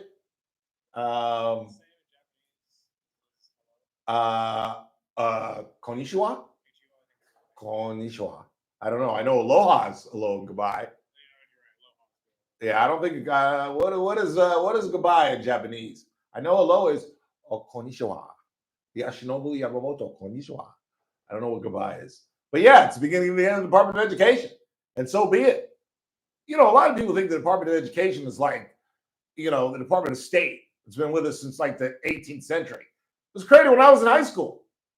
Literally, my junior year in high school, 1979. Jimmy Carter, which tells you a lot about the creation of the Department of Education and what's happened in those 47 years. What's happened? Our education level has plummeted like an anvil in Marianas Trench. We're at like a what? We're not even at a 40% reading level. And you know, there's no panic in America. We should be panicked, absolutely panicked, that most of our children age 8th grade can't read on an 8th grade level. We should be absolutely panicked that the number of men going to college has dwindled to numbers we've never seen before. Women have always been smarter than us, and now they realize that education is the magic bullet, and they're taking vast advantage of it, as has the Latino group. Black folks, not so much. Black women, yes. Young black men, not so much. Not so much. That's why I'm such a proponent of historically black colleges. Get these young kids going to a black school in Atlanta or Savannah or Nashville or Florida. A couple of great historically black colleges, several historically black colleges throughout Florida, throughout South Carolina. It is shameful. So it is a great thing that we blow up the Department of Education. This has been long overdue. So it's an absolute great thing. It's crazy that we are all not hysterical about our educational system. And again, to be redundant, that's why I'm such a proponent of private education. As I've stated every single time we get on this topic, no way in the world I'm sitting here if I had gone to Inglewood High School and the Inglewood Unified School District in Inglewood, California. No way in the world. You know the stories that I tell. Brian Williams, a kid who lived down the street from me, who was IQ smarter than I was. I'm not trying to be self-deprecating. He was just smart. He was just brilliant. And in 12th grade, he came to my house looking to learn how to write a 5-paragraph essay. I'm working for Coast Media Newspapers in Culver City. I work for the Inglewood News, and I need an intern. And I fell in love with this kid on the basketball team. I did play-by-play for Continental Cablevision in Inglewood. So I did Morningside and Inglewood high school basketball and football. It's where I met Lisa Leslie. It's where I saw Lisa Leslie score 100 points at Morningside High School. And I met Harold Miner when he was at Inglewood High School. You got to be an old person to remember Harold Miner. You remember Harold Miner at all? Played for the Miami Heat, won the dunk contest, was nothing but a scorer, couldn't play a lick of defense. He was a left-handed black kid, about 6'5", guard. Oh, he was a terror for about 3 or 4 or 5 years in the NBA. And so I fell in love with this kid. His name was Jimmy. I think it was Jimmy Britt. I shouldn't even bring up his last name. And fell in love with this kid. He was on the football team and on the basketball team. He was a hustler. He was a team captain. He was a leader. And he was on the honor roll. He was getting a 3.0. So we were looking for an intern, and I said, Jimmy, you want to be an intern? And he said, yes. And I get him on, and I weaned him like I was weaned. I had him rewrite press releases. And this kid literally did not know how to use a period. He did not know the function of a period in a sentence.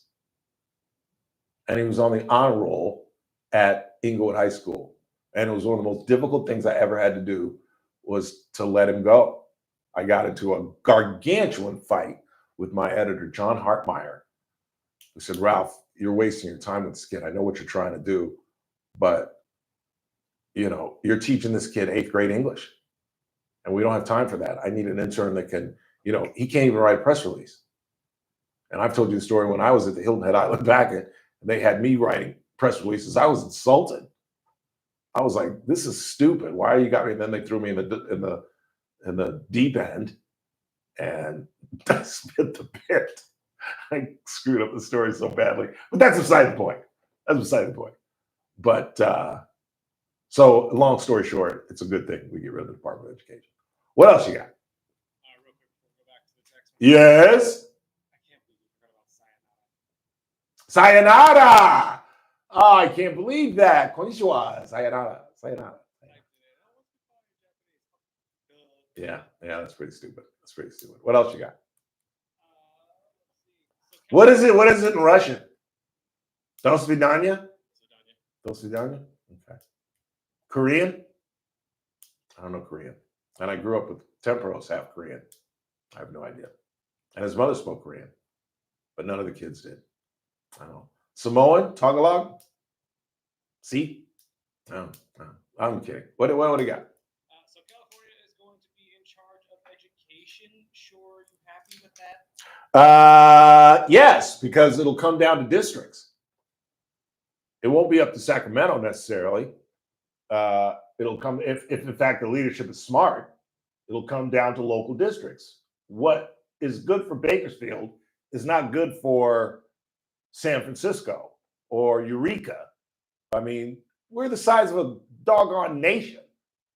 You can't have a one-size-fit-all type educate. That's the problem with public education. And that's the upside of private education. That essentially every private school can do essentially what the Sam Hill they want. And you know what their priority is? Getting kids into college. Go back and look in May at the graduation rate at Bakersfield Christian or Garces High School. And I guarantee you the graduation rate is 100%. The college attendance rate is 100%. And that, I don't think you could find another school, public school in our district that could say the same. I really don't. I don't think BHS has 100% graduation rate, nor has 100% college attendance rate. I could be wrong. I'm sure there are a lot of drillers that are looking that up right now that would love to call in and tell me how wrong I am. But I'd be willing to bet there's not one school district, public school in Kern County that can say that. We've got 100% graduation rate. Every one of our seniors graduated from the school, and every one of our seniors is attending somebody's college. And I guarantee you, Garces and BCHS can boast that. And that's, I mean, what is the point of high school if not to get you into college?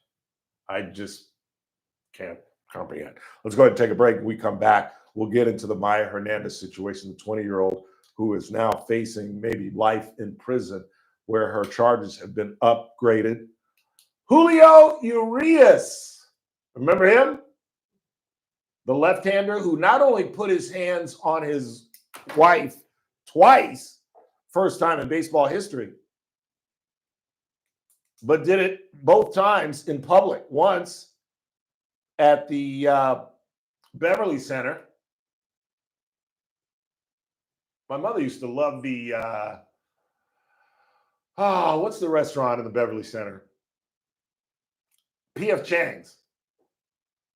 And every time my mother would take me to the P.F. Chang's, we would see a celebrity. Sylvester Stallone once sat at our table because of my mother. My mother is like a celebrity magnet. Have you ever seen the picture on my Facebook of her and Byron Scott, where Byron Scott is like trying to make a move on my mom? I'm like, B. Scott, what's up, brah? What's up? It's my mama. He's all hugging up on her, and I'm like, hey, let's get a little space there, brah. My mama. Good looking woman, Harry Bailey. It was about 10, 15 years ago. And it was the time they Red Fox came to their table once in Vegas. I've heard all these family stories. Quick timeout. We're coming right back. It's the Ralph Bailey Show on a Tuesday, right here on News Talk 96.1 and AM 1180 KERN. We're streaming live at KernRadio.com.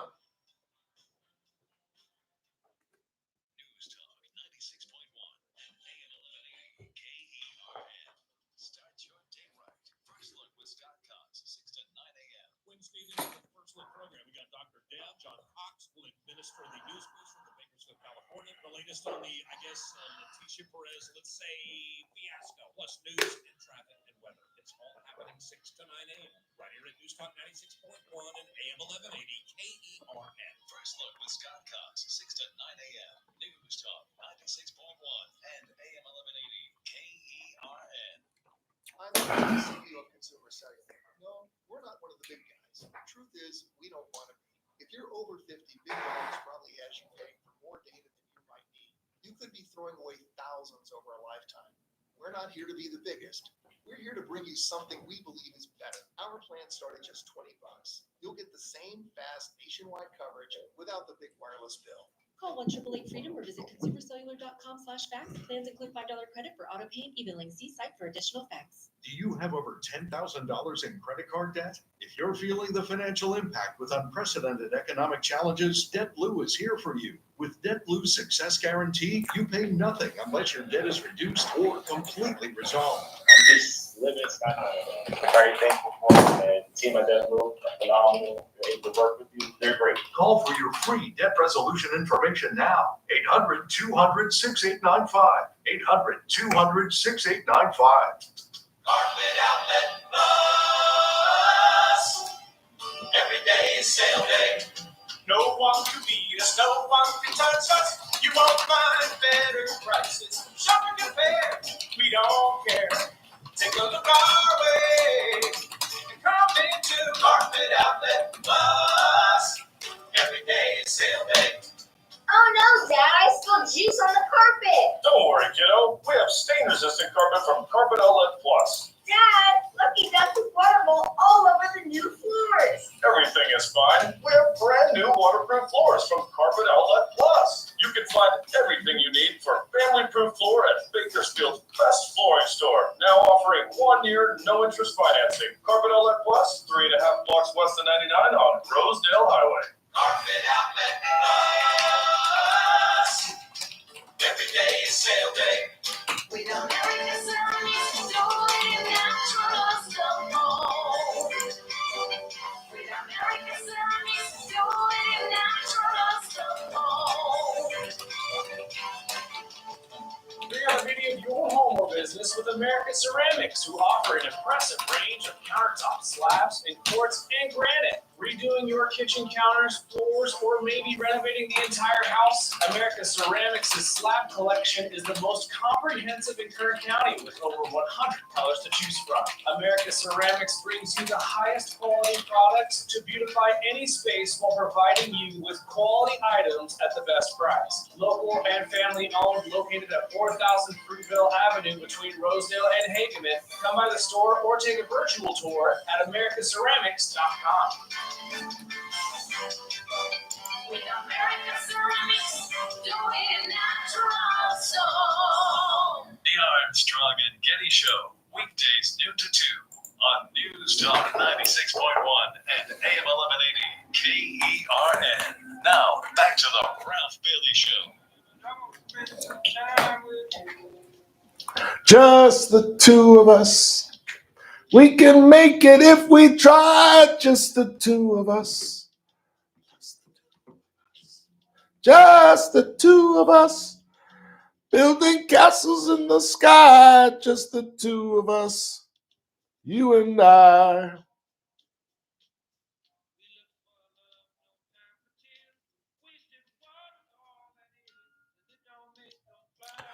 I have 2 prescriptions ready.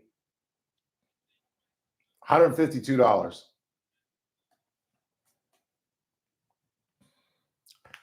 I don't know what to do. I don't know whether to pay this or go back to my high PPO. I had to lower my PPO because our insurance went up and it was eating into my check. Like, I was like, what? That's not what I make. And I literally had to go to HR, and she was like, well, our insurance went up, and that's just what it is. And now my meds are ridiculously expensive. And I don't even know I know why. It's the old colchicine. I think it's still on there. At least I hope so. 842-537-6842-KERN. So what do you guys think? This Maya Hernandez, did you guys see the Jenny Ha piece? Jenny Ha let her guard down just a little bit and showed some humanity. And I don't have a problem with that from reporters. I really don't. She started the piece by saying, and I'm almost quoting her, she said, it's the first time we've got to see this young lady, and she's extremely young. And she said it like that. And she is just 20 years old. And we've seen, if you've watched 17 News, they've kind of got like a profile of her. And we haven't really got to see her face, but Jenny was in the courtroom, and I was taken aback by that. And then you realize she's 20 years old. And for those 3 people that don't know the story, she was right down here, right down the street, down Real Road. We're just west of the 99, across the street from the Recalendars, and right down Real Road over there by Stockdale is where she was going to get her lips done.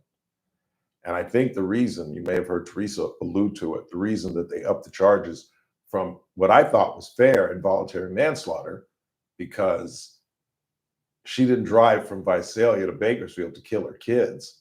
She came to get her lips done, and is just a brain dead child. Children having children. She had her first child when she was 18, because the 2-year-old survived. The 1-year-old was the one that was deceased.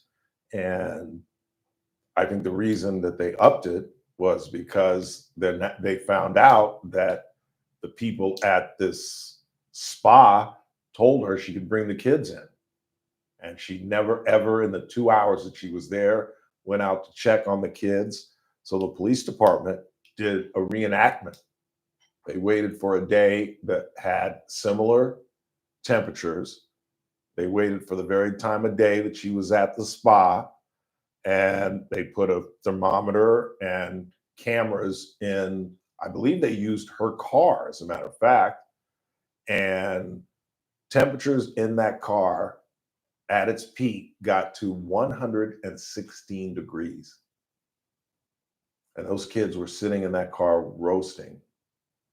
And there was brain swelling of the 1-year-old. He was blue in the face and blue in the soles of his feet.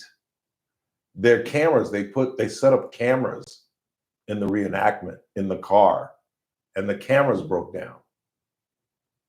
And her excuse was that she had left the car on, or had left the air conditioning on.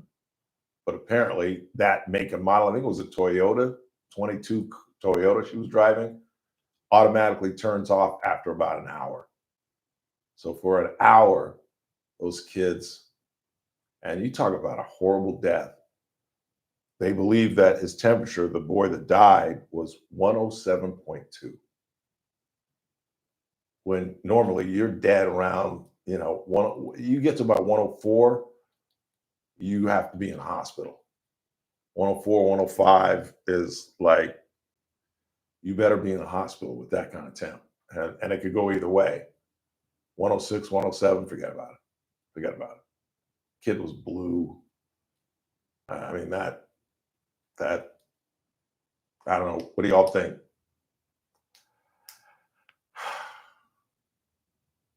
I could have lived with involuntary manslaughter. You know what I'm saying? I don't know. What do you think? It's hard for me to say it's murder, because obviously she didn't need for it to happen. But she made a decision. Yeah, it's gross negligence. She made a decision. That's the left turn. Like if she'd just forgotten, and they didn't know that the kids were in the car, but the fact that they said, you can bring your kids in, and she was just like, they'll be fine. I left the air on. They'll be fine. And didn't go check. How do you not go check? Because themselves off. I never knew that either. I never knew that either. I didn't either. That's beside the point, though. But I didn't know that either. But she could. And what's going to happen with these kids? Or the child, I should say. There was one survivor. I don't know. I guess, that's what my father raised me on. I don't know about y'all. I'm sure many of you were raised the same way. Life is about decisions and ramifications. And every decision that you make, there are consequences. And, you start making, that's why I was so afraid about my nephew. He started making bad decisions. And I think once you start going down that path, for a lot of people, there's no getting off. Our classic example is Mr. Hara. Whether it is driven by mental health issues or just self-destruction or whatever it is, this guy can't get off the path. He just can't help himself, despite the fact that he is clearly I don't know if I'd call him a celebrity, but a known member of our community. And his wife is certainly a celebrity. And yet you're still going to lock yourself in your home and obstruct the police to the point that they have to call SWAT.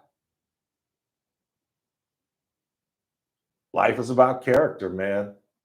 Life is about character and the decisions that you make. And the decisions that you make determine your life, for good or for bad. Ralph Bailey, master of the obvious. We head into the back half of the hour. We'll check the board, see what you all are talking about. Talk about Mr. Urias. Top of the hour, Barack Obama says Democrats should get tough. No, Democrats need to get on the right side of issues with the rest of America is what they need to do. Get into that. And it's All-Star Game tonight. It's going about a half an hour. It's the Ralph Bailey Show on a Tuesday. Right here on News Talk 96.1 and AM 1180 KERN. News Talk 96.1 and AM 1180 KERN. With SRN News, I'm Keith Peters in Washington. President Trump is downplaying the possibility of sending Ukraine long-range weapons. Hey, look up Harold Miner for me. Give me some stats on Harold Miner, on his career. Yeah. Will help it beat back an intensifying Russian air offensive. Trump on Tuesday offered a more cautious tone on what to expect after he threatened Russia a day earlier with steep tariffs if President Vladimir Putin doesn't soon end the three-year conflict. A federal grand jury has indicted the man accused of fatally shooting a prominent Minnesota state representative and her husband and seriously wounding a state senator and his wife. The indictment handed up Tuesday lists murder, stalking, and firearms charges against Vance Bolter. On Wall Street, the Dow down by 436 points, the NASDAQ rose 37. More details at srnnews.com. News Talk 96.1 and AM 1180 I can do that. KERN. From the KERN Newsroom, your live and local news update on News Talk 96.1 and AM 1180 KERN. I'm Bill Robbins. The woman whose one-year-old son died in a hot car could be facing a murder charge. That's what prosecutors want to see. A motion to amend the criminal complaint against Maya Hernandez was filed on Monday. It seeks to switch out the involuntary manslaughter charge with murder.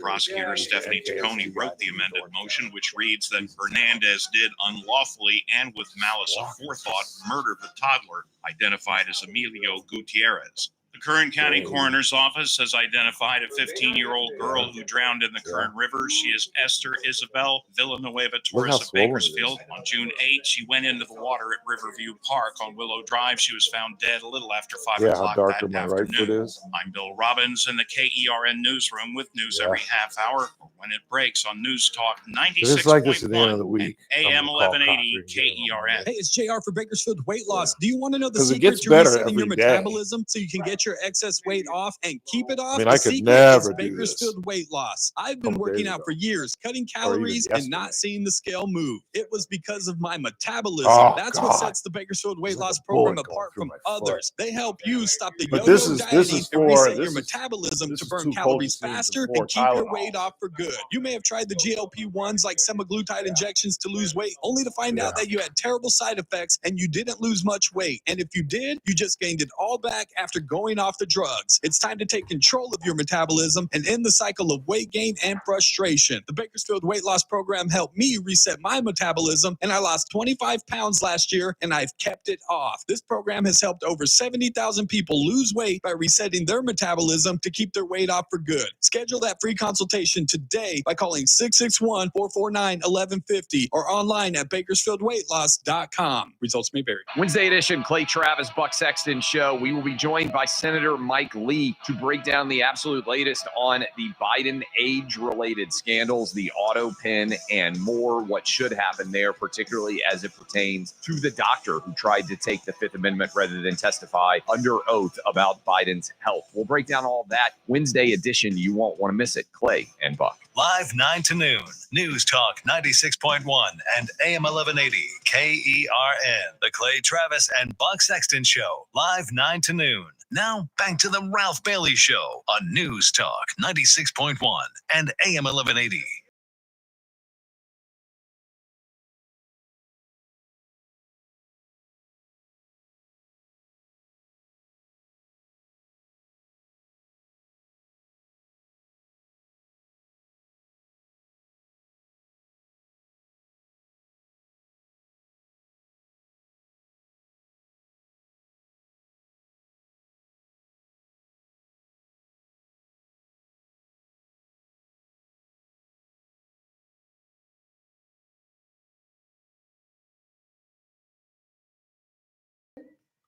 Like last night, we had like 150. Yeah, we're getting up there. Yeah.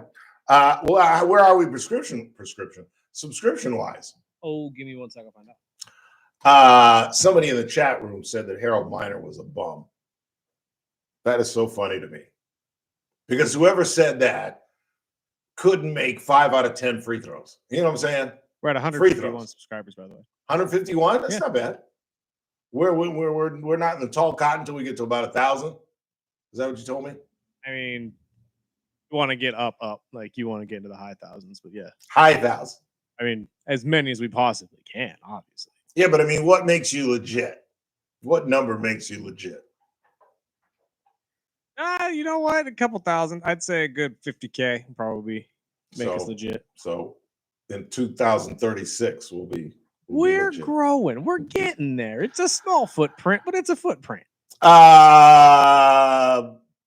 Here is the career of Harold Miner, the kid that went to Inglewood High School, went to SC from 89 to 92. He was a first-round pick. He was the 12th pick overall. He was the 2-time NBA Slam Dunk Contest, 93-95. He was a consensus first-team All-American in 92. He was Pac-10 back then, Player of the Year in 92. He was a 3-time first-time All-Pac-10. He was Pac-10 Freshman of the Year. They retired his number at SC, but he was a bum because he didn't pan out as a pro. And he banged around in the pros for about 5 years. Didn't distinguish himself, but are you kidding me? He made enough money to feed his family. And if he did right with his money, he should be okay at this point. He's 10 years younger than I am, so he's what, 50? And That's why he's familiar to me. He played at USC. Duh.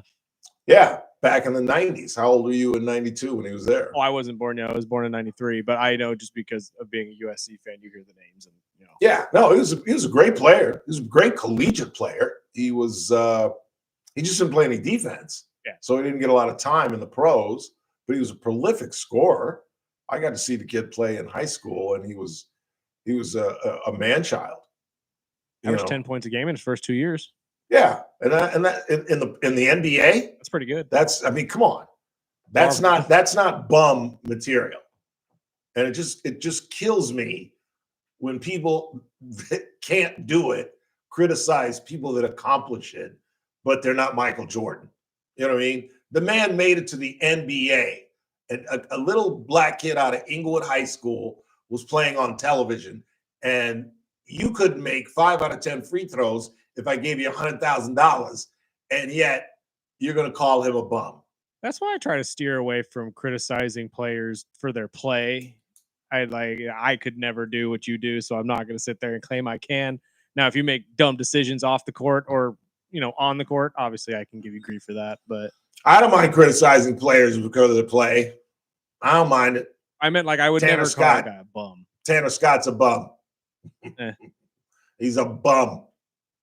He's lost his skills. I don't know what happened to the kid, but he can't get it done. Some people just can't play in LA. And changing teams is tough. Look at Devers struggling up at San Francisco. All of a sudden, guy can't hit. I mean, how does that happen? How does a guy hit his whole career and now he's hitting 202? It's just, people don't realize, they see these guys as like these robots that just kind of move like chess pieces. You've got to leave Boston and move to San Francisco. If you're working for name of the company, Amazon, that's a difficult transition.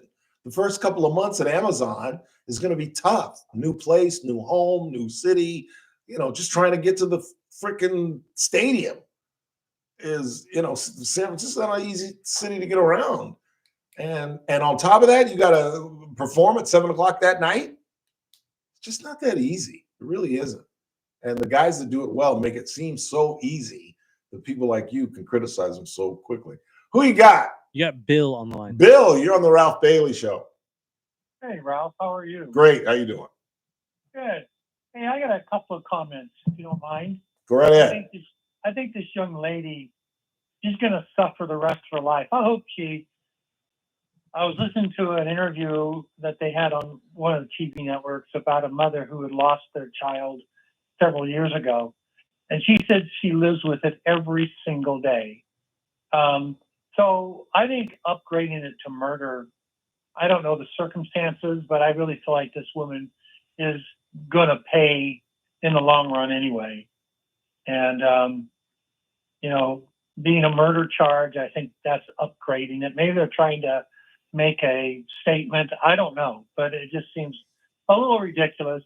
Heck, our DA will let a drunk driver who kills 2 or 3 people, they will get 1 or 2 years, but then she could get murder and be in there the rest of her life. Yeah. I don't know. I think that's a great point. And I always said I don't have a problem with involuntary manslaughter. I guess the point that they're trying to make is that she drove here from Visalia to Bakersfield. She came here just to get her lips done, which isn't a great look, no pun intended.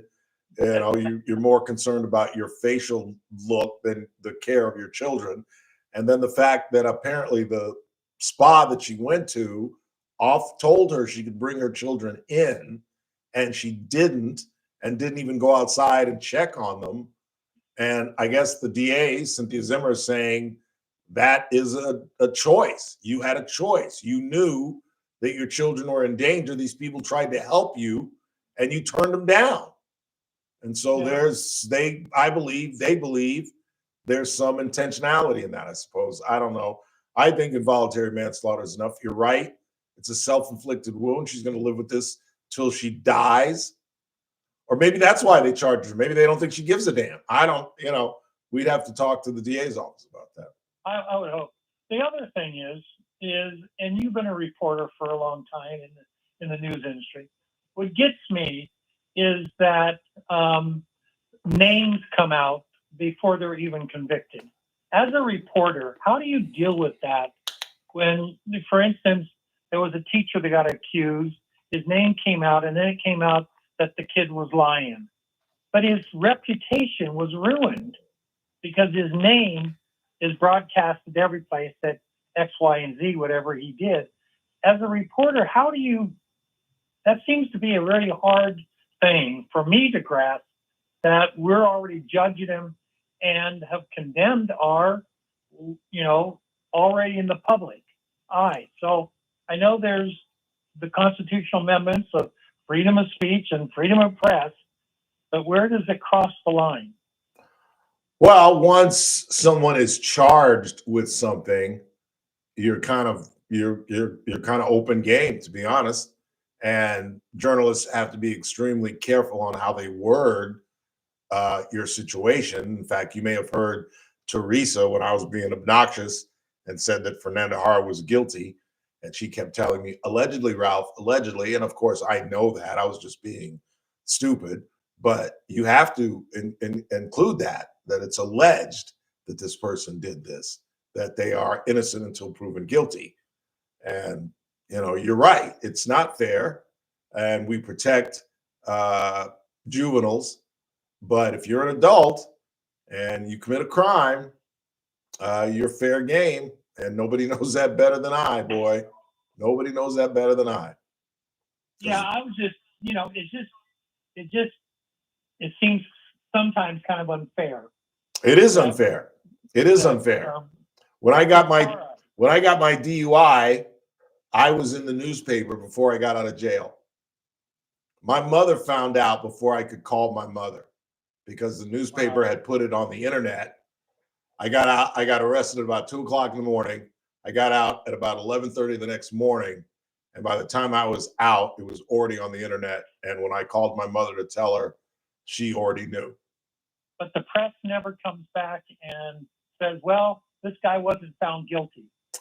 And if they do, it's certainly not going to appear where the allegations appeared. The allegations will be on A1. And if he's cleared, it'll be on A5. You're right. It's not fair, but it is what it is. It really is. But you're right. Thing real quick, I know some professional athletes, and I tell you, the 1% of 1% that make it to the pros. I don't care if I don't know. These guys are so amazing. I played college football and went to a summer camp at a pros, and they are just so much better than anybody else. Yeah. And people try to say, well, they're not any good. They made it to the pros, for crying out loud. Yeah. I mean, even college athletes are just incredibly separate from really, really good high school athletes. It's the level difference. Talking about USC, he's probably no good because he's from USC. I'm a UCLA person. But, hey, he made it to the pros. So Doggone Skippy. It was Pac-10. All right. Thanks for the call. Appreciate it. Yeah, I've told you my story. I leave high school thinking I'm a pretty good athlete, realizing I'm not a collegiate athlete. I'm not even in the zip code, but I can hang. And I met who would later become a really good friend of mine, Brett Mason from Macon. Met him very first day. My dad leaves, shakes my hand. Good luck. Make us proud. Call me if you need any money. Leaves me. It's a Sunday. My roommate's not going to be here till Monday.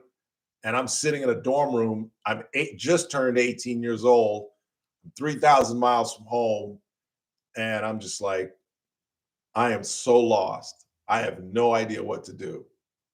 And I had my door open and I saw a guy walk by my door, Brett, in gym clothes and a basketball.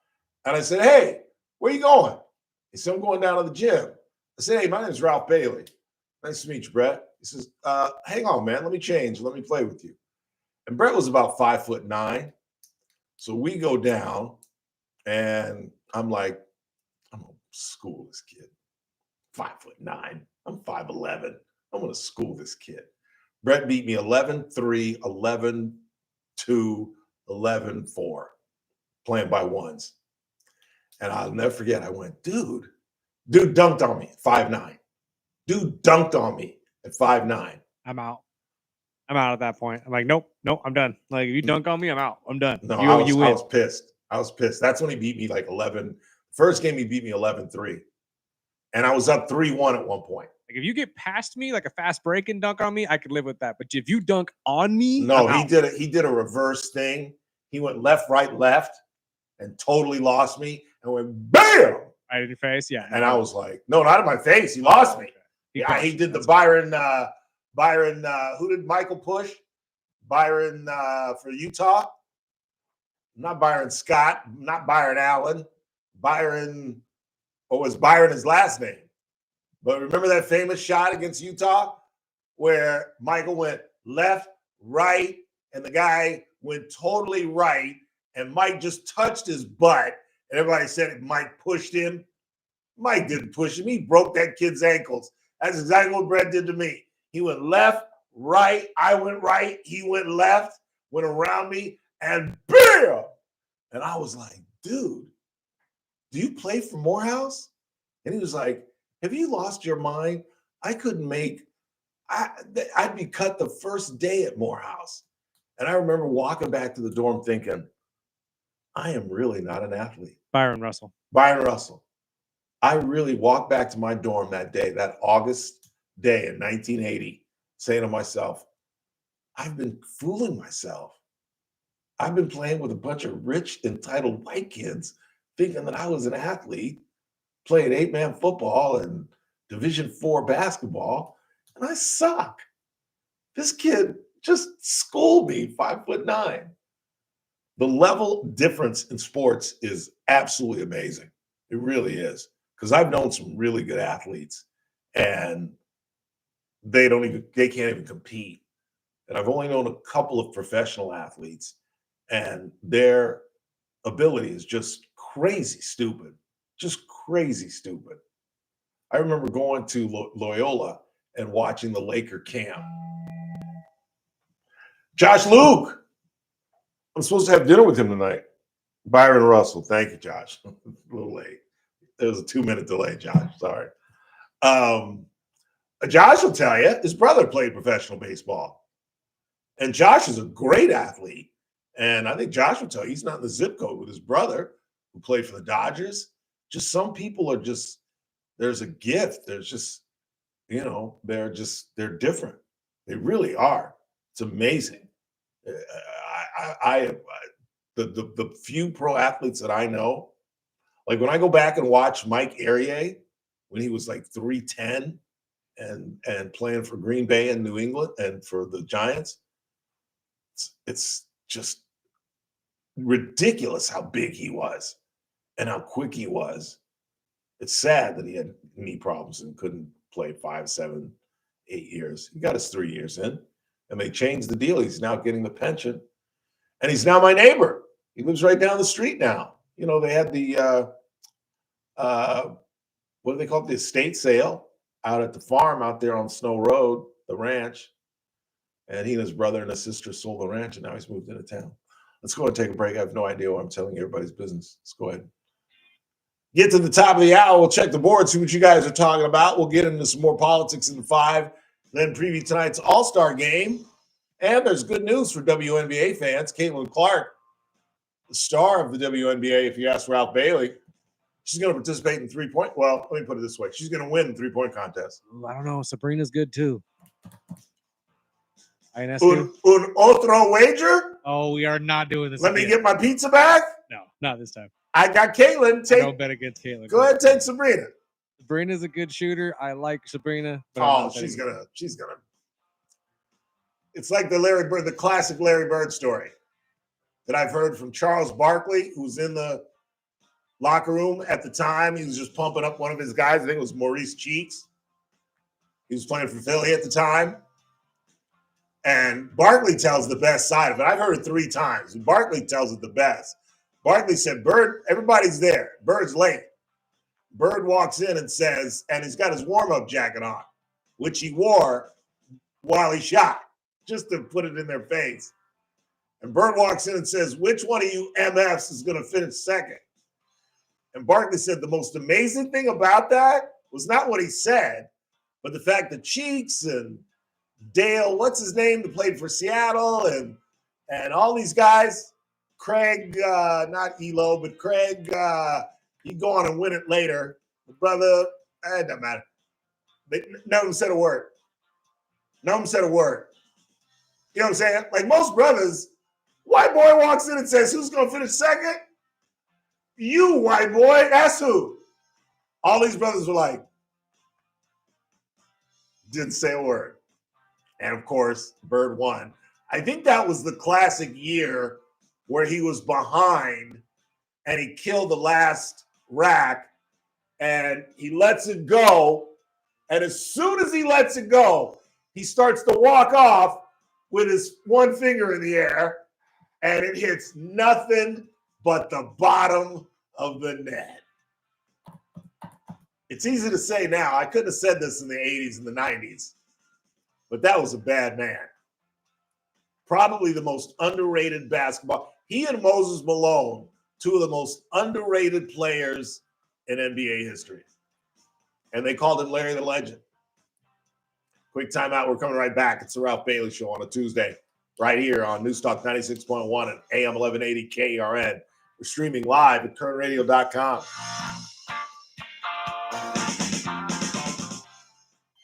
News Talk 96.1 and Oh my goodness, sorry. Casey? Are you getting snacks cold? No, I just sneezed. All right, don't come in here with cold. I ain't getting You'll us be with fine. cold. You want to do That's Casey where first? he was, yeah. That's where he was. I thought he was out of town. He was sick.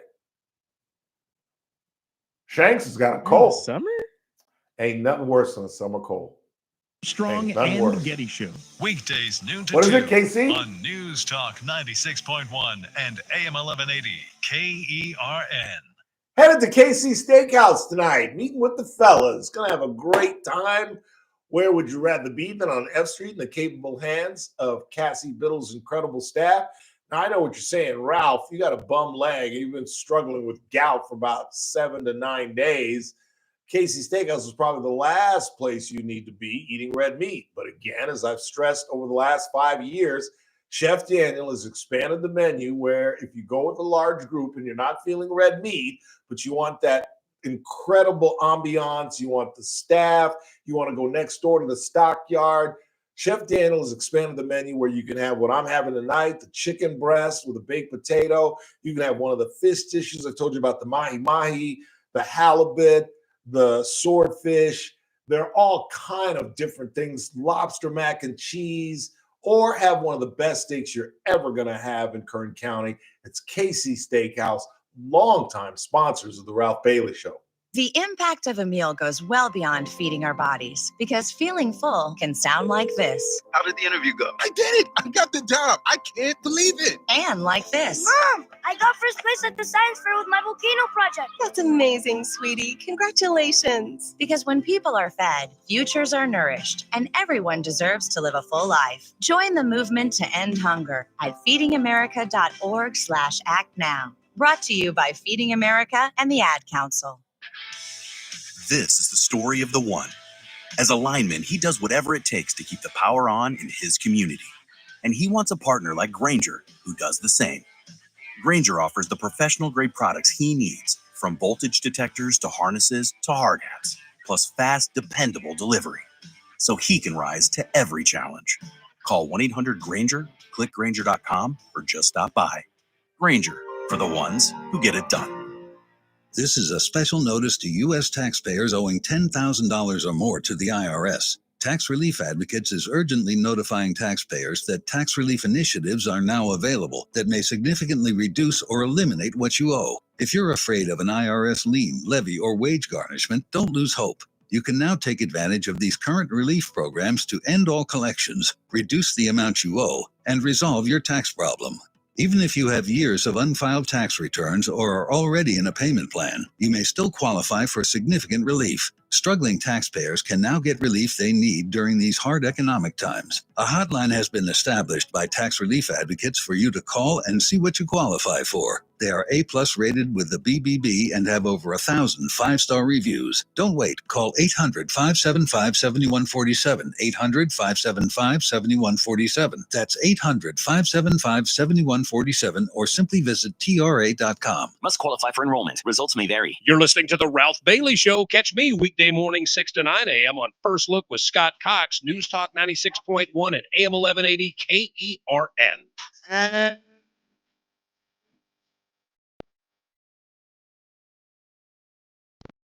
Your daddy's rich and your mama's good looking.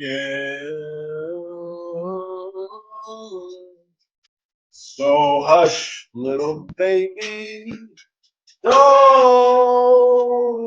you cry. Sad life, Sam Cooke.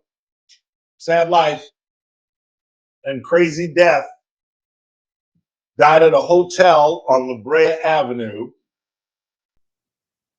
He was fooling around with a prostitute who he claimed robbed him. He came running to the manager of the hotel. This is a sleazy little hotel back in the 60s on La Brea Avenue. And she shot him, saying he was buck naked and that he was threatening her. We later find out that the owner of the hotel who shot him was actually a madam of a whorehouse and had a relationship with the woman that Sam was messing with, and they were in on it. She later went to jail. The woman that Sam was messing with would later go to jail for murder in another situation with another John. And if you're not familiar with Sam Cooke, he was really good friends with Muhammad Ali. And they used to hang, the three of them used to hang out. Do you know who the third person was? No, I've heard it before. It's a football player. And No, it's an entertainer. One of the greatest entertainers of all time. One of the greatest trios. I can't imagine these three going out. I mean, talk about locking I know. up. I just watched this movie not too long ago too. Lock up the women and children. Good googly moogly. It was Sam Cooke, Cassius Clay, because it was Cassius Clay, wasn't Muhammad Ali yet, and Elvis Presley. That's yeah. Presley used to fly down to Florida, where Ali or Cassius Clay used to train as a young kid. It's where Angelo Dundee was from. And they used to hang out, the three of them used to hang out together. Three of the most popular pretty boys in 20th century history. I was watching a really interesting Elvis deal the other day. They were interviewing the girl that Elvis was dating along with Linda Thompson, the girl he was dating when he married. He was dating two different girls at the same time when he died, and they both knew it, didn't give a damn. Quick time out, last hour of the show. Don't go anywhere. This is AM 1180 KERN Green Acres. This is 96.1 FM Bakersfield. Online at KERNradio.com. Breaking news this hour from townhall.com. I'm Keith Peters in Washington. Russia doesn't appear concerned about President Trump's warning over the war in Ukraine. White House correspondent Greg Clugston reports. The president threatened economic penalties if Russia doesn't agree to a peace deal within 50 days. At the Kremlin, officials described Donald Trump's statements as very serious and said they would require further analysis. But top Russian security official Dmitry Medvedev said Russia didn't care about the president's theatrical ultimatum. Donald Trump also announced a deal to ship weapons to Ukraine through NATO countries. Greg Clugston, the White House. There's been a rollback on consumer-related penalties for companies under the Trump administration. In the nearly 6 months since the Trump administration has taken control of the Consumer Financial Protection Bureau, the Bureau's leadership has focused almost exclusively on rolling back any punishments, fines, and penalties doled out against companies during the Biden administration. Companies that were supposed to refund their customers or pay a penalty for unfair or deceptive practices are no longer bound to make their customers whole. Other companies facing charges of fraud or deceptive practices saw their lawsuits dropped. I'm Lisa Dwyer. A federal grand jury has indicted the man accused of fatally shooting a prominent Minnesota state representative and her husband and seriously wounding a state senator and his wife. The indictment handed up Tuesday lists murder, stalking, and firearms charges against Van Spolter. The murder counts in the deaths of former House Speaker Melissa Hortman and her husband could carry the federal death penalty. On Wall Street, a mixed day as the Dow was down by 436 points. The Nasdaq rose 37. More on these stories at townhall.com. If you're living with pain, see how Relief Factor can help. My back got injured very bad. I was off work for about a year. I heard about Relief Factor from my wife. I took it every day, 3 times a day for 3 weeks. Look at her and I said, the pain is gone. And she said, I'm glad it helped. I said, no, you don't understand. It's gone. Fight pain naturally with Relief Factor. Go to relieffactor.com and get your 3-week quick start today. Only $19.95. Healthcare is complicated. It doesn't have to be. If you don't love how your health insurance works, maybe it's time to leave traditional health insurance behind. Take charge of your healthcare with Christian Healthcare Ministries. CHM offers you flexibility. Enroll anytime, choose your own provider, and select the program that fits your needs and budget. CHM is the original faith-based way of taking care of your medical bill costs. Learn more at chministries.org/wellness. From the KERN Newsroom, your live and local news update on News Talk 96.1 and AM 1180 Hey, Chris. KERN. I'm Bill Robbins. The woman whose 1-year-old son died in a hot car Why could be can't I, facing a murder chat with charge. these That's what prosecutors want to see. A motion to Won't let amend me the write. criminal complaint against Maya Hernandez was filed on Monday. It seeks to switch out the involuntary manslaughter charge with murder. Prosecutor Stephanie Taccone wrote the amended motion, which reads that Hernandez did unlawfully and with malice of forethought murder the toddler identified as Emilio Gutierrez. That motion will be heard this morning in Superior Court. The Kern County Board of Supervisors is set to vote on a motion to create tougher penalties for catalytic converter thefts. The problem has grown as thieves can make money by selling metals from these auto parts, like platinum, palladium, and rhodium. The Kern County Sheriff's Office reports hundreds of catalytic converters being stolen, with victims facing replacement costs as high as $1,000, with stolen parts selling for an average of $250 each. The California Highway Patrol is urging drivers to retrieve their Amazon trailers from the Grapevine Commercial Vehicle Enforcement Facility. CHP posted this on their social media page. They issued a warning to retrieve your abandoned trailers ASAP or they will be towed as they hinder the operation of the inspection facility. Yeah. CHP says that if any consumers have packages they're waiting for, there's a good chance it's in one of the trailers. I can't respond to you Kern County guys. Coroner's Office has identified a 15-year-old girl they say drowned in the Kern River. She is Esther Isabel Jennifer, Villanueva that's a great Torres question. of Bakersfield. On June 8th, she Yes, why reportedly didn't the went people into at the river spa at call the Riverview Park cops? on Willow Drive. She was found dead a little You got after text- 5 you got o'clock text that messages? afternoon. Cause of death was drowning and was accidental. I'm Bill Robbins in the KERN newsroom with news every half hour or when it breaks on News Talk 96.1 The ESPYs are tomorrow. AM 1180 KERN. Yeah. What do you think? This is the army where you shoot them a mile away? You got to get up close like this. Little thing, you blow their brains all over your nice Ivy League suit. It's the Ralph Bailey Show on News Talk 96.1 and AM 1180 KERN. Now make sure you leave the house when you make the call. You understand me? You hear me? Call from an outside line. I mean it. Call in or text to 661-842-KERN. That's 661-842-5376. Listen live at KERNradio.com. Now, the host you've been waiting all day for. Live from the KERN studio, here's Ralph Bailey. Final hour of the broadcast on this Tuesday, 15th day of July. It's the Ralph Bailey Show on News Talk 96.1 and AM 1180 KERN. And you can subscribe to YouTube at Kern Radio. Just put YouTube, once you subscribe, just put YouTube Ralph Bailey, and you'll see my ugly mug. You can tell I'm wearing the same shorts I've been wearing all week. I'm not doing laundry until my foot heals. Walking to my dryer, I have to use the apartment dryer. Walking to the dryer is just, I'm trying to walk as little as I can. And Chris is right, it's 10 days now. And it gets better every day. But it's just, I've never had gout for 2 weeks. Never, ever. I've had some bad bouts.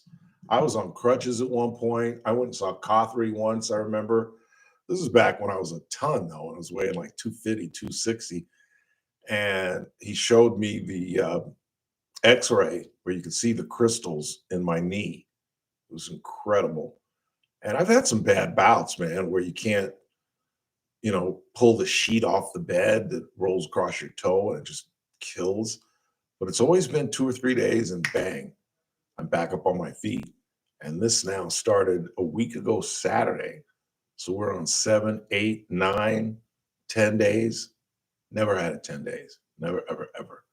But like I said, don't call, don't text with suggestions as soon as I get through this. Because allopurinol doesn't do anything while you're suffering with gout. It staves off the uric acid, creates the crystals. But once the crystals are set, colchicine is the only thing that you can take. And I've been taking that very prudently because last Monday, when I was writhing in pain, I overdosed on colchicine. You're supposed to take 1 a day. I'm taking 2 a day. I'm taking 1 when I get up, 1 when I go to bed. But last Monday, I took like 6, along with like 6 Motrins. And then the following day, I was throwing up from like 10 a.m. to 10 p.m.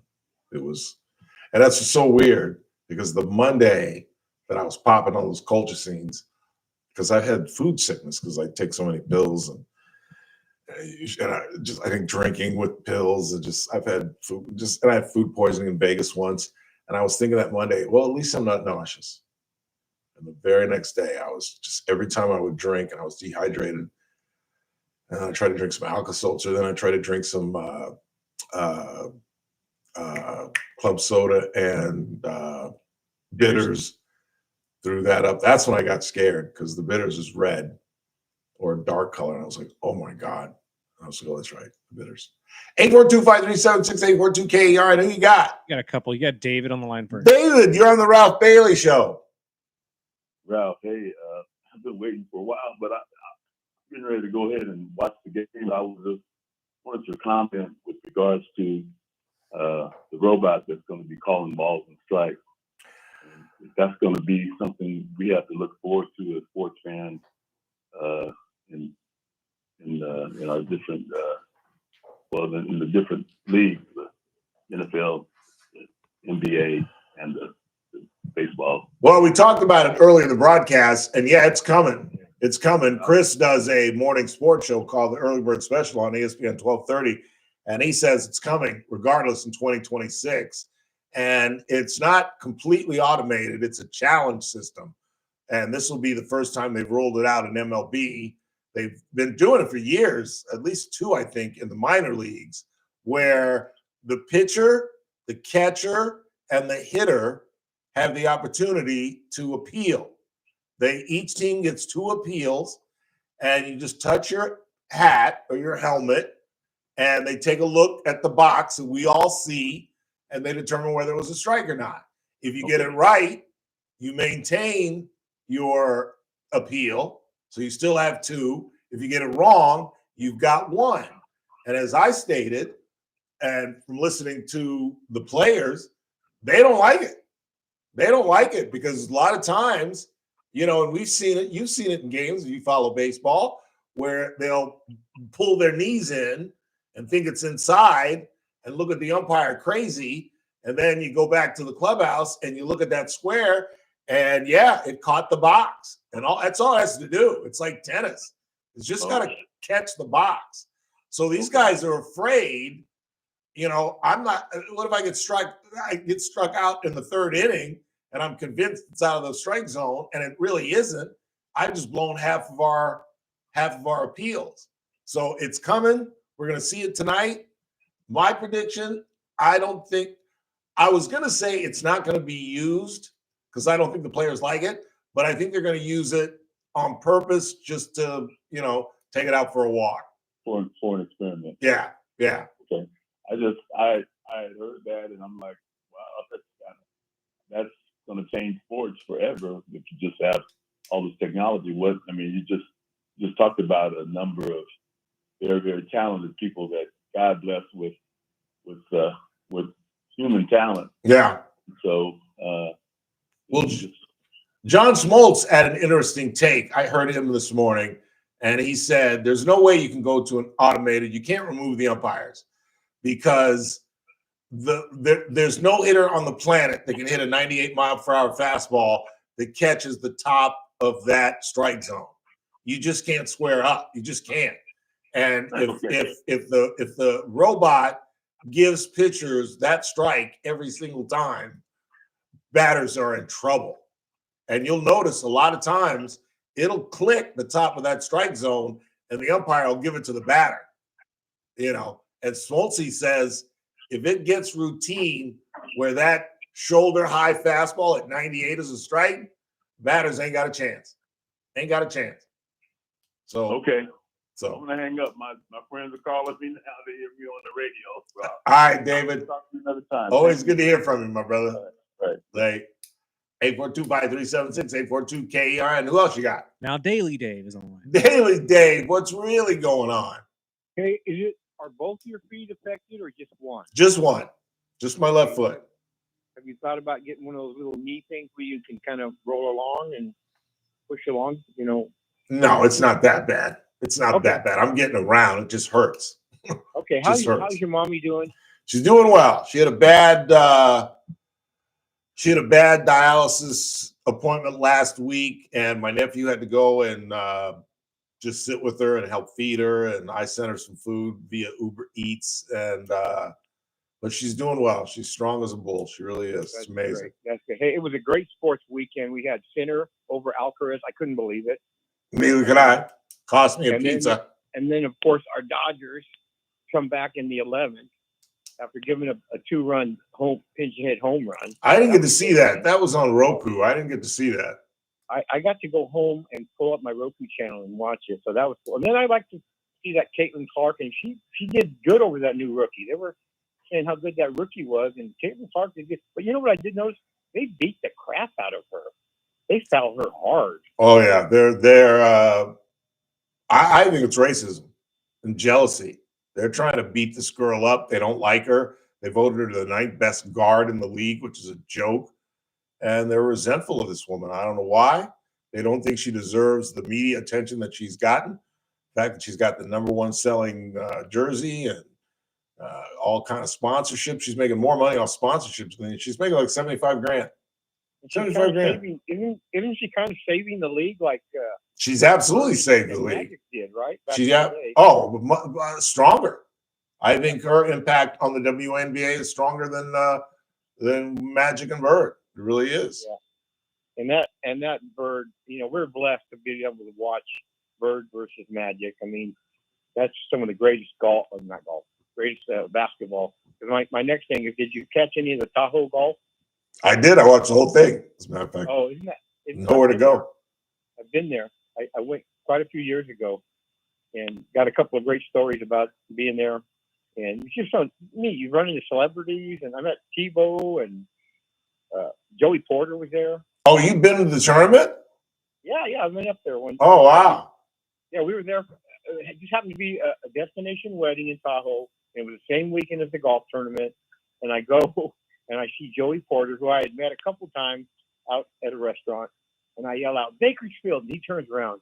And then I yell out the name of one of his compadres. And he waves me under the flag. He says, come on. And I walked one of the fairways with him. And he was with Bryce and Marshall Falk. And I'm like, and I'm getting autographs from him. I go, can I get him from them too? He goes, no, these guys are serious golfers. Don't bug them. Just stand by me. I go, okay. Because I'm just a duffer. These guys are serious. Yeah, it's become a big event now. It really has. It's really, and the neat thing about it is, I want to go back. It's usually 105, 110 here. And what was it? 75? 80s. Yeah. Yeah. And Lake Tahoe is just gorgeous, especially in the summer. Yeah, get a little golfing at another course, get on the lake, do a little gambling. I mean, it doesn't get much better than that. Yeah. I had a birthday up there about 5 years ago and had the time of my life. All right, brother. Hey, well, get better. And like I was going to say, I have one of those little knee things. If it gets bad, no, I'm fine. Pedal around. I'm fine. Thanks, Dave. I appreciate it, man. Make the offer, brother. All right, I appreciate it. Get out and hit the golf ball. Absolutely. All right, buddy. Take care. Let's go ahead and take a break. And when we come back, we'll check the board, see what you all are talking about. We'll walk you up. What time does the ball game start? Is it on? I can't even tell. I believe it's already started. I haven't turned it on yet. Shohei Ohtani leading off for the National League. They've got Freddie Freeman in the cleanup spot.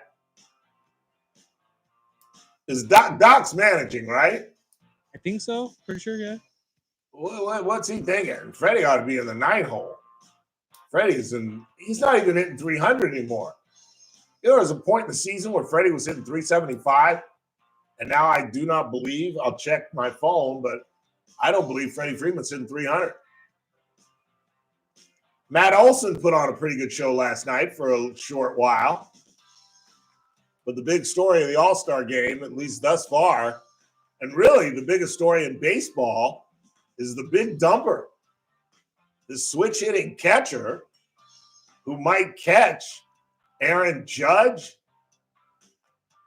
Roger Maris, Bobby Bonds, or Barry Bonds, excuse me. Could be. He's at 38 right now, the halfway mark. Just saying. Switch-hitting catcher. Never heard of it. Never heard of it. Quick timeout. We're coming right back. It's the Ralph Bailey Show right here on Newstalk 96.1 and AM 1180. KERN. We're streaming live. KernRadio.com.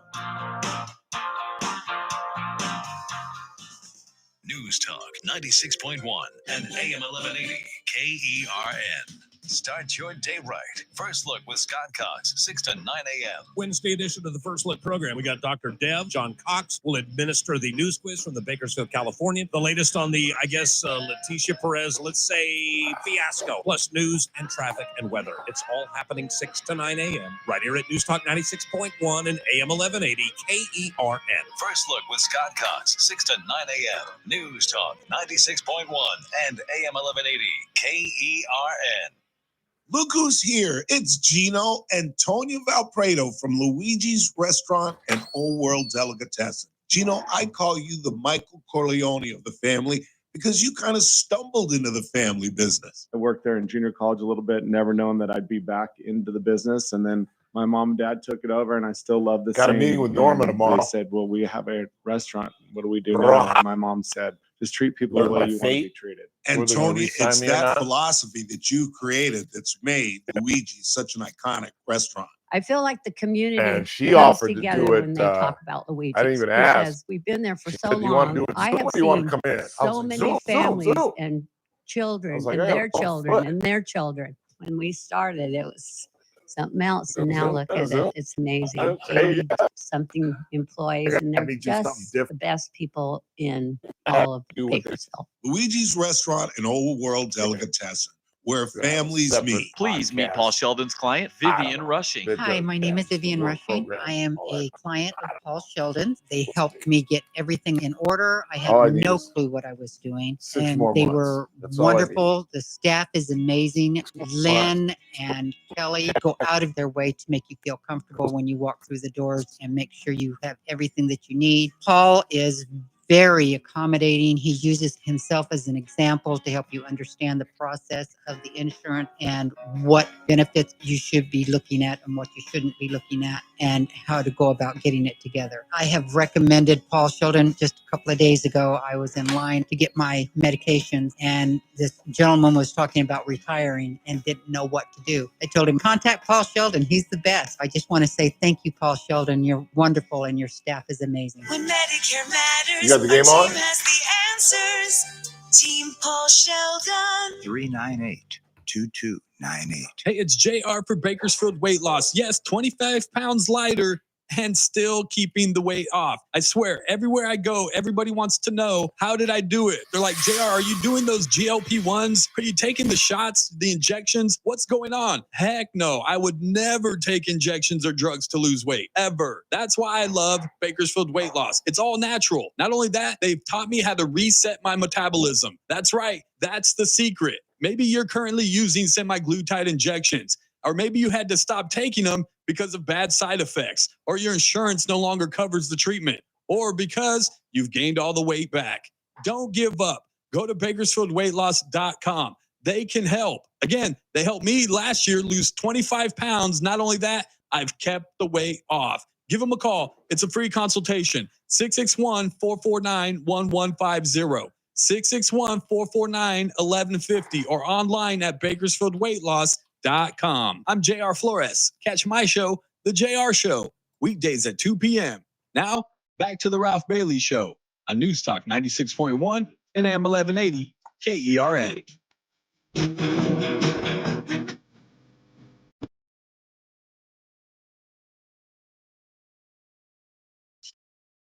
842-537-6842-KERN. What the Sam Hill's going on? Are those little leaguers? You see what was going on before they went to the all-star lineup? Believe they are just calling out the lineups, and the kids are going out there to the, Like they do at Dodger Stadium. Exactly. Where the kids go and run out with the players, and that's pretty cool. God, can you imagine if they had that when we were little kids? To be able to run. I've only been on the Dodger Stadium field once. We were the other station, we were the Dodger affiliate. And once a year, they would invite all the affiliate representatives to come down on the field and you get introduced. But it sucks because the angle that they have you at, they have you face the dugout. So when they individually go by each affiliate. So they're like, from ESPN 1230, Chris Burdick, and you step up and you wave, but you're facing the dugout. And the mega, what do they call it? Megatron or whatever. Whatever, is out in center field. Gigantic. So you don't even get to see yourself. But you know my arrogant, narcissistic ass. I went like this. I went and looked over my shoulder and saw the back of my head, which was great because I've got this surgery on the back of my head. And I'm looking, I'm like, oh, good. Look, there's the back of my head on national television all over Dodger Stadium. Let me turn around and show these people my pearly whites. Hi. And that dirt, that was the biggest shock. That the dirt at Dodger Stadium is not dirt. It's like cement. Like I have no idea why these guys slide head first. And that's why they've got the mittens. Because you talk about strawberries. I used to get strawberries on my thighs just sliding on real dirt, let alone the hard ass crap. But it's consistent. Because Dodger Stadium, infield wise, when I was a kid, was considered one of the worst stadiums in baseball. It was like famous for bad bounces. It was like Boston Garden, where they're like, in the old Boston Garden, there was supposedly like patches where the wood doesn't bounce consistently. And you had to know where the patches were. And all the Celtics apparently knew where they were. And some of the guys didn't. That place was such a dump. God. Red Auerbach used to turn the heat on. They used to turn the hot water off in the Laker locker room. I hated Red Auerbach. Who you got? Caleb is on the line. Caleb, you're on the Ralph Bailey Show. Hey, Ralph, I called yesterday, told you how great Cal Raleigh is, man. He's a pleasure to watch, isn't he? Yeah, he is. He's the story of baseball, along with this kid, Mazursky, that everybody's talking about. Mizorowski, I was going to ask you about. Yeah. 5 starts, 5 games, 25 innings, and they select him to the All-Star. What say you? Well, there were a lot of factors. There were a lot of injuries that were involved. A lot of pitchers did not pitch. No, obviously, it's not a decent sample size. 5 outings, 25 innings, 5 outings, 5 innings of pitch. But it's an exhibition. And the kid throws 103. And he's a talk of baseball. So get him out there. Yeah, and I think it's more about the fans, what the fans want, trying to get the fans interested in baseball. And I think if he's one of these happening young cats, then throw him out there. That's exactly what they're doing. And like I said, there were I think 4 different pitchers that were either injured or one of them pitched the other day, so it was ineligible. So it was a lot of different factors. Yeah. I think in a normal season. So if you're Doc Roberts, do you gas the pitcher of one of the rival teams? Like if there's a Giants pitcher on him, do you leave him out there a long time and hope he gets injured or flames out? No, nobody's going more than 2 innings. Plus, you got so many players that you got to get in the ball game at 9. Nobody's going to go more. Nobody's going to go more than 2 innings. Skeens is starting. He's on. Have a great rest of your day, Ralph. Thanks, man.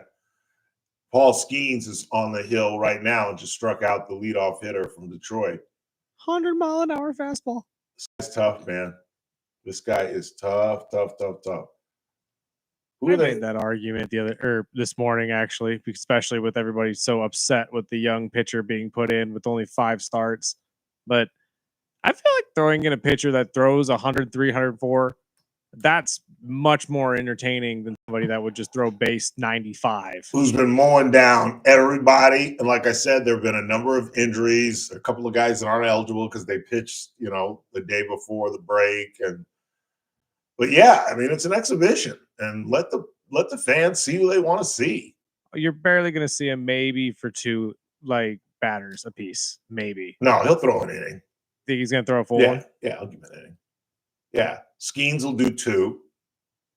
I don't even know if Skeens will do 2. Yeah, Doc will let him go 2, I bet. And then everybody gets 1 inning after that. Starter normally gets 2 innings. Well, that's the way it used to be when I was a kid. It'll be interesting to see if they who they mic up and who they. I love that. I used to not like it because I don't like when they interview the coaches when the game's going on and stuff like that. And I didn't like it at first, But then Miggy broke me. You remember when Miggy? They had Miguel Rojas.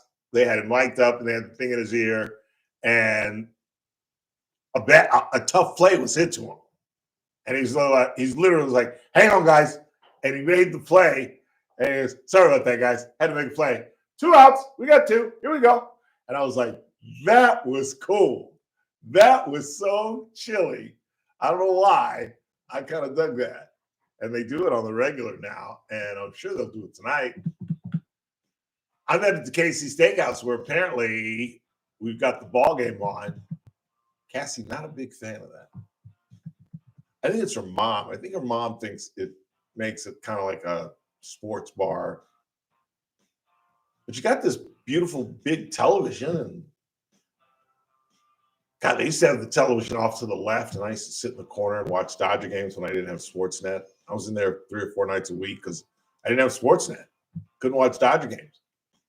And there was a restaurant 150 yards from my front door that had it. That was my resting spot. Final half hour the broadcast. It's the Ralph Bailey Show. I'd stick around if I you.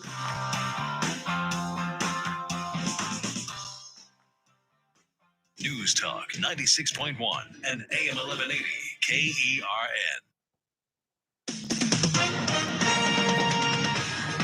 SRN News. I'm Keith Peters in Washington. President Trump is touting tens of billions of dollars of energy and tech investments at a new summit focusing on energy and innovation. At the event Tuesday in Pittsburgh, held by Republican Senator David McCormick, Mr. Trump boasted of a true golden age of America in energy policy and artificial intelligence.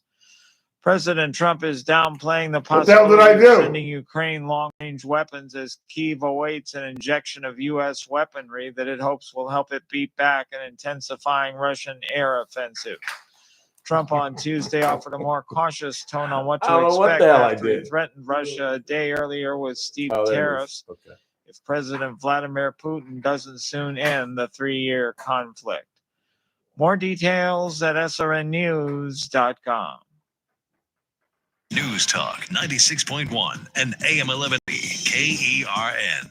From the KERN Newsroom, your live and local news update on News Talk 96.1 and AM 1180 KERN. I'm Bill Robbins. The husband of a Kern County District Supervisor has been arrested for allegedly making threats. Fernando Jara, who is married to 5th District Supervisor Leticia Perez, was arrested after BPD officers were called for a wellness check in the 1800 block of Alta Vista Drive. Jara reportedly had caused a scene at a Board of Supervisors meeting when a speaker talked about an investigation into his wife.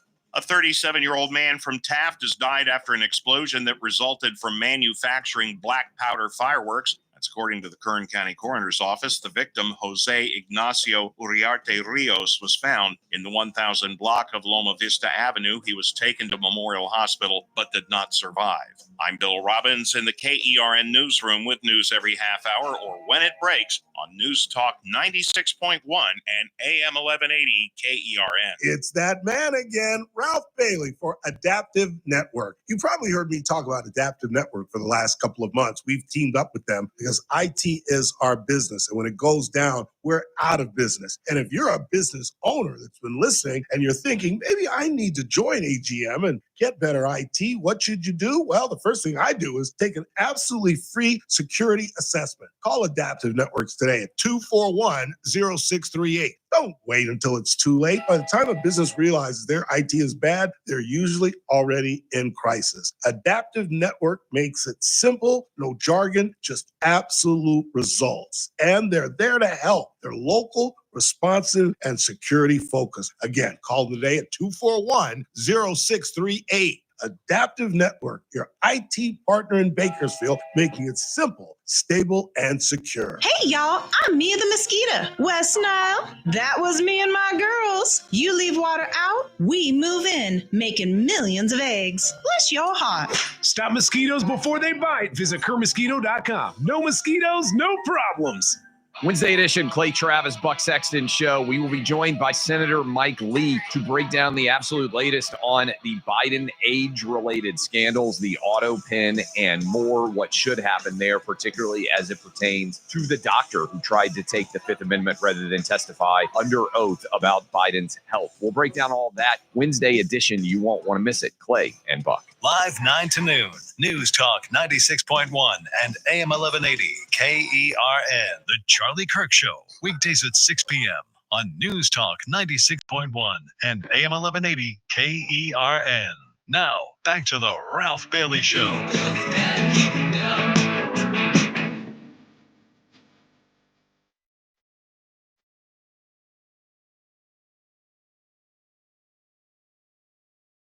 Shohei Ohtani, leadoff base hit. He looks so stoic when he's at bat. Went to left center. Kind of went with it. Oh, nice job. Low and away and kind of went with it. Just kind of poked it in the left center field. Not bad. I wouldn't have swung at that, but okay. In fact, that's one of my problems with Shohei in his slump. I think he takes too many first pitches. 9 out of 10 times, that's going to be well, maybe not 9 out of 10 times, but 7 out of 10 times, that's going to be the best pitch he sees is the first pitch. They're not going to start him off with a slider. Last thing they want to do, last thing a pitcher wants to do against Shohei Ohtani is get behind on him. And I think he takes way too many first pitch strikes. But it's good to see him put the bat on the ball. I just don't think that he should bat first when he pitches. And if you go back and look at the stats, every time he pitches, he strikes out. It's not that he's not hitting. He's striking out. He's not hitting the ball. And I'm not sure it's possible to have the adrenaline flowing. Because it's one thing to play first base or center field. There's no adrenaline going. You know, you're lucky if in a half an inning, if you even move. You know what I'm saying? There are times where the center fielder in a half an inning doesn't move. You know what I'm saying? Doesn't make a play. But there are two positions that move every pitch, the pitcher and the catcher. So you're asking this guy to go out there with the daily adrenaline. I'm starting. So his adrenaline is already out the roof. And you got to go out there and throw 15 to 20 pitches. And then the umpire checks your hands for stick 'em. You put your glove down, you pick up a bat, and you're expected to get a base hit. And you really think it's a coincidence that in the 4 starts that he's made, he struck out every single time to lead off the ball game? Why not just because, A, I don't agree with him leading off in the first place. First power hitter in the history of baseball to lead off. And second, why not just put him in the 3rd or 4th hole when he pitches? How's that? You know what I love about this All-Star game? What's that now? What? Look at it and tell me what I love about this All-Star game. You They're all in their individual units. Yes. They have not. They got away from creating uniforms for each team. Oh, and I'll strike And first. Shohei is in his Dodger white as he scores the first run for the National League. I think that was Fernando Tatis that knocked him in. No. It was the Ketel Marte, the second baseman for the Diamondbacks. Oh, is that who that was?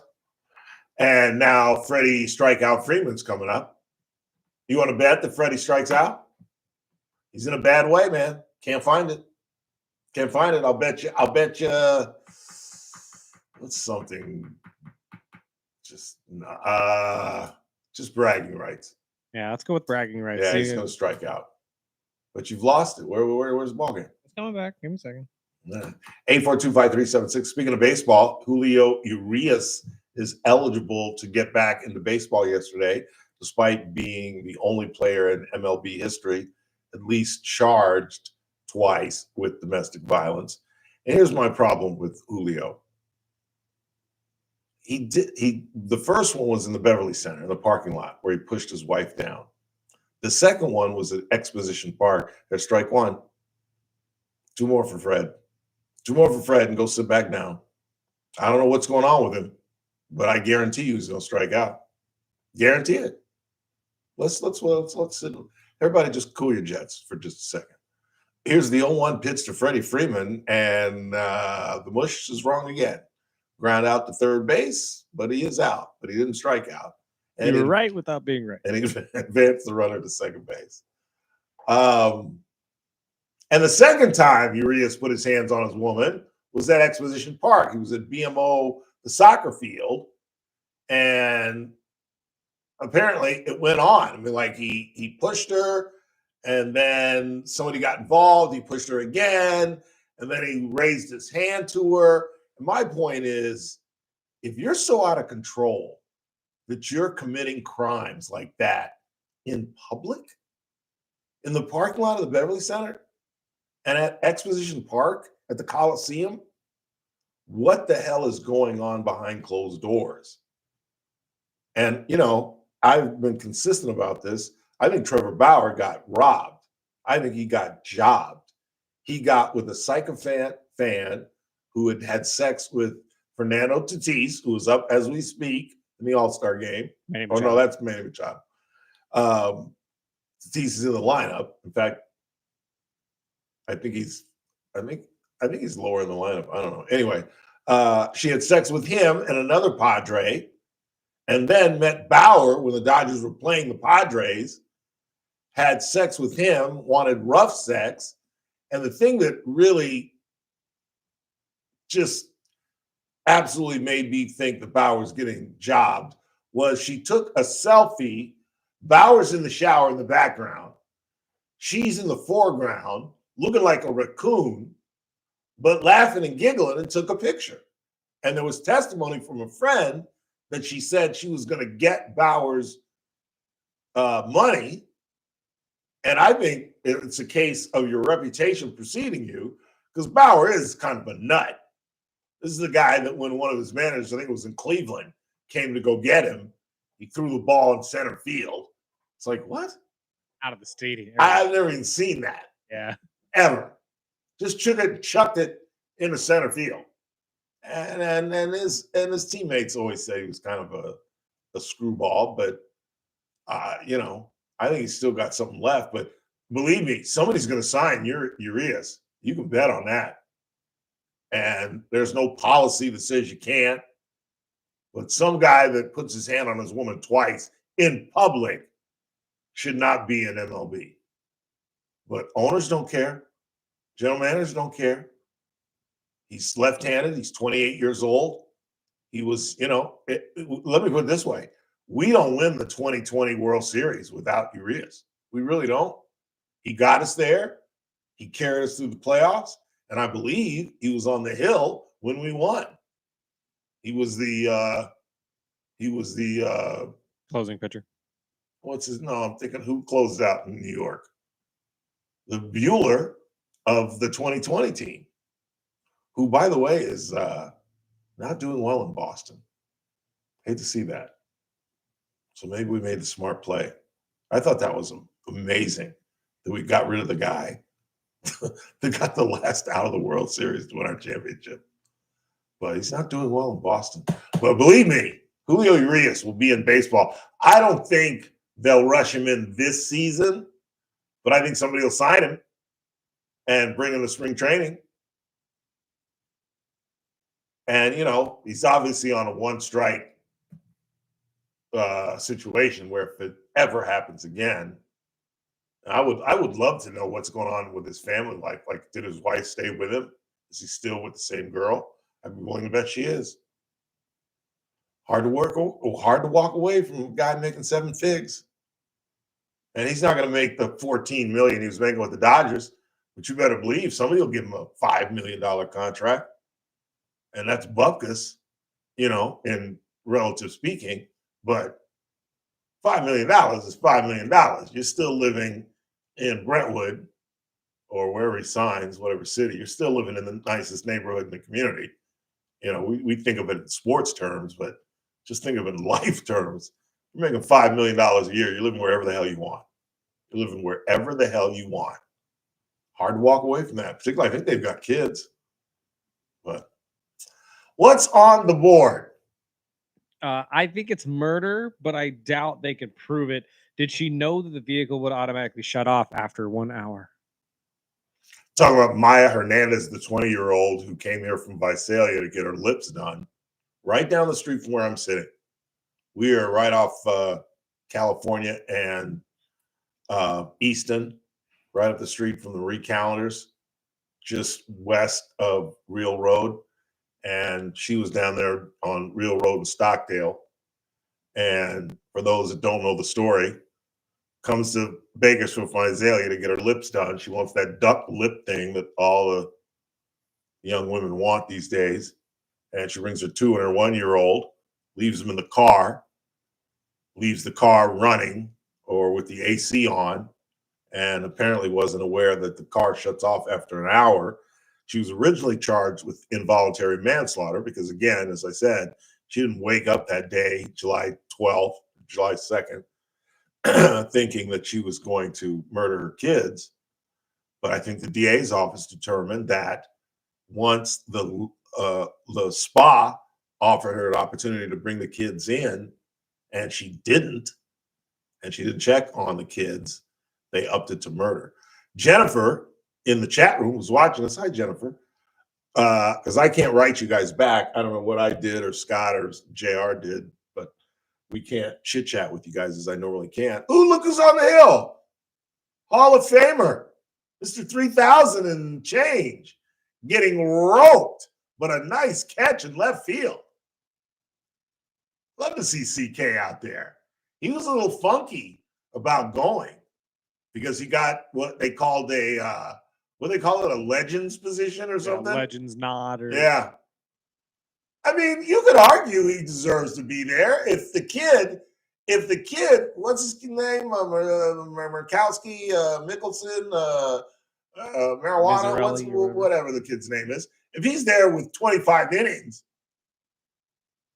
CK at 4-1 deserves to be there. And on a 3,000 career strikeout season, definitely belongs in there. It's good to see CK out there, 22. Did you guys see my CK story that I posted on Facebook that I totally got wrong, but it's still an amazing story? The story is he's in the playoffs as a high school kid in Dallas, and he throws a perfect game, and nobody touches the ball. He threw a perfect game, and nobody touched the ball. He struck out the entire side. Now, I got it completely wrong. The first error I made is I said there were 27 batters. What is the error in that, Mr. Burdick? No, that would be 7. You clearly no 23. Or, I'm sorry, 27. 27 batters is the amount you would have. Yeah. You clearly did not play high school baseball. How many innings do they play in high school baseball? 7 in high school. There you go. What's 7 times 3? It ain't 27. So, yeah. So I got that wrong. 21. So I got that wrong. So then somebody chimed in and said, and by the way, Ralph, they stopped the game. It was a mercy call. Because apparently there's like a 10-run rule in Texas, I suppose. Yeah, I've never heard of it. Oh, look at that, coming to the mound and giving CK some love. Oh, that's pretty cool. So yeah, I figured that this was going to happen. Like some of these guys were maybe going to get 1 to 2 batters. Yeah, Josh told me, texted me and said that Doc told Skeens he was only going to get 1. That was really nice the way they did that. Pulled him in the middle of the inning, let him they didn't really give a standing ovation, but the guys came to the hill and gave him some love, and now he's getting all kind of high fives in the dugout. Guy has had a phenomenal career. I still argue he's not the best. I'm sorry. I lost too much money on this guy in the playoffs to call him the best. And if I had been 20 years old in the 60s, I'd have made a fortune on Sandy Koufax. I'd have made a fortune. Because every time he pitched, I'd have put, I don't care. What is it, 500 to win 100? And here's my 500. Put it on Sandy. If my life depended on it, and that's why I always ask people who argue with me about CK being because statistically, like we said, when he got to 3,000, statistically, he's the Derek Carr of the Dodgers. Statistically, if you just look at the numbers, Derek Carr is the greatest Raider quarterback in the history of the organization. But what real Raider fan believes that? What Raider fan would pick Derek Carr over Kenny Stabler or George Blanda or Darryl LaMonica or hell, Jim Plunkett for that matter, or hell, who was our last great quarterback? The kid that bailed out of Kansas City. I'm totally blacking out. Got us to the Super Bowl against Tampa Bay. Starts with an R. I can't remember, but I think he was better than Derek. I really do. But statistically, Carr is by far the best Raider quarterback. Statistically, Clayton Kershaw is the greatest Dodger pitcher who ever lived. But if it came to one Game 7, I'm giving the ball to Sandy. I might even give the ball to Don Drysdale. I might even give the ball to Don Newcomb. I might even give the ball to Don Sutton. Rich Gannon? Rich Gannon, thank you. Rich Gannon. I think Rich Gannon was a better quarterback. Derek Carr never got us to the Super Bowl. Derek Carr never got us to the conference championship. Derek Carr never got us past the first round. But statistically, he's the best we ever had. And so is CK, but he's not the best Dodger pitcher. And then Donnie Youngblood. I went at it with Donnie Youngblood because Donnie said the same thing when I posted that thing that he struck out like all 13 batters that he faced or whatever it was in high school. And he hit a home run in that game, by the way, and a grand slam in that playoff game in Dallas when he was a kid. And you know who he grew up with? Matt Stafford. Matt Stafford was his best friend. There are great pictures of them in Little League uniforms. But I forget where I was going. I genuinely believe that Matt Stafford and Clayton Kershaw have like a buddy maybe wager of who's going to last longer at their sport. Oh, retiring. no. This Don't is think it. so? No, this is it. There's no way CK comes back next year. For what? For what? True. He's won 2 championships. There's no way he comes back next year.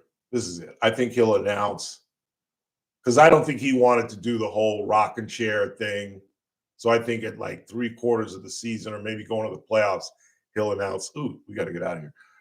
He'll announce it. I could be wrong, but I don't see him coming back. And I'm shocked that he hasn't said anything. I think Stafford's got at least 2 seasons left. The Rams think they can win.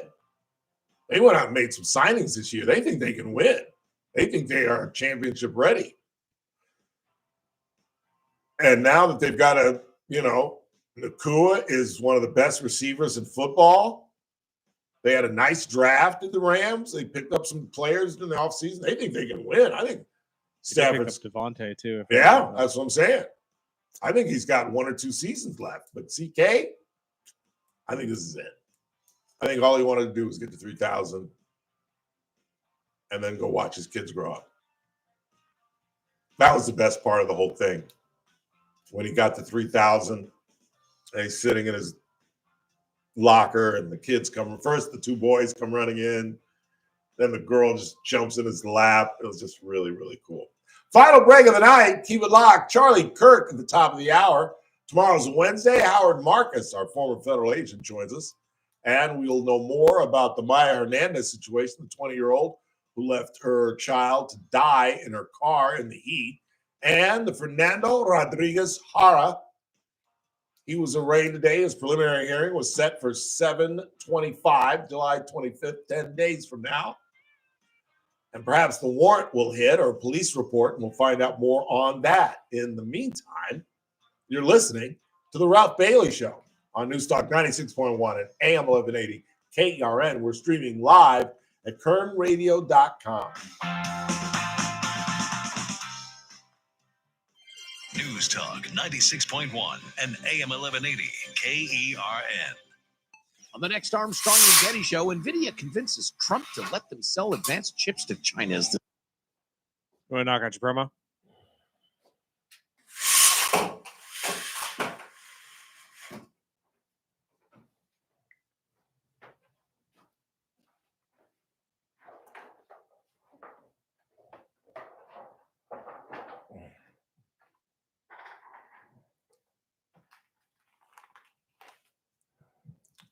Three, two. I think the reason they upgraded Maya Hernandez's situation from involuntary manslaughter for leaving her kids in that car to die to murder was the fact that she made a decision that the folks in the spa told her she could bring the kids in, and she didn't even go check on them, let alone bring them into the cool air conditioning. I think murder charges might be appropriate. Even though that's not really what I said all day long, but all right, whatever. Tomorrow's Wednesday. Oh, Ragon's going to be with us tomorrow. It's open week. Yeah.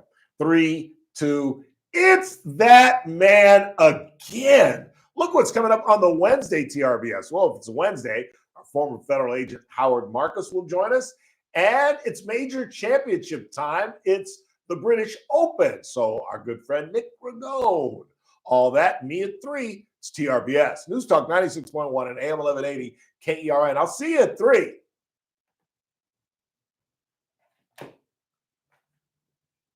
Or control. Stop. You're texting your boss by mistake.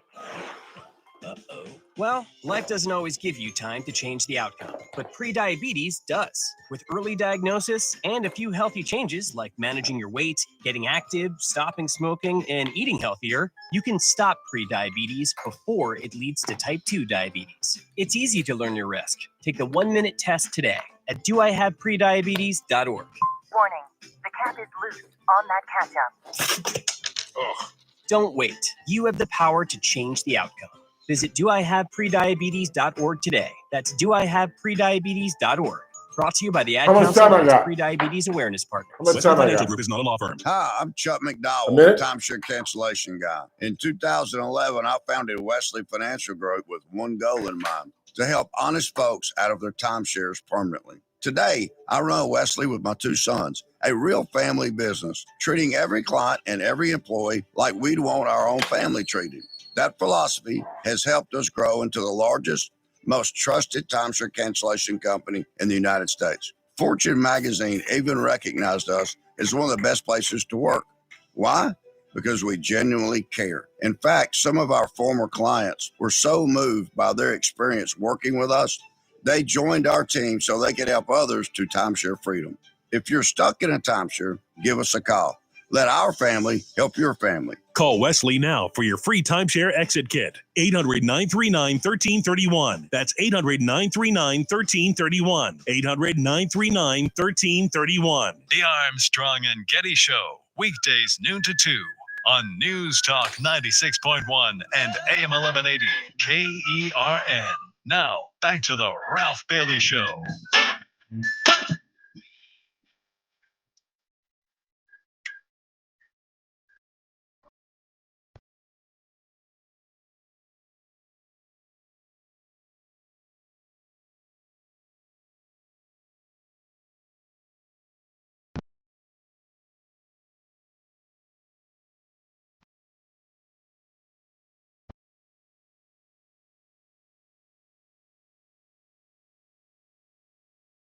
Papa's got brand new back.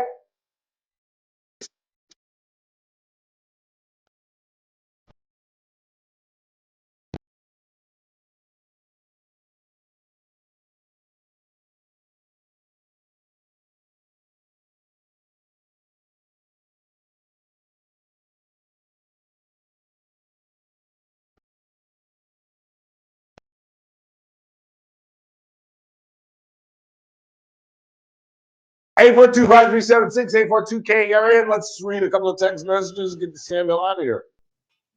Papa's got a brand new back. Garces is 100% when they count those going into the military, as they should. Yeah, what's it got to do with it? Well, we're talking about my assertion that only the private schools have 100% graduation and 100% college entrance. And the caller is saying that they include military service. Ain't nothing wrong with that. Doing something with your life. And as I have stated, and I have altered my position on this as I've grown older, college isn't for everybody. It's not. And we need to stop thinking like that and providing more alternatives, more trade opportunities, military opportunities for young kids.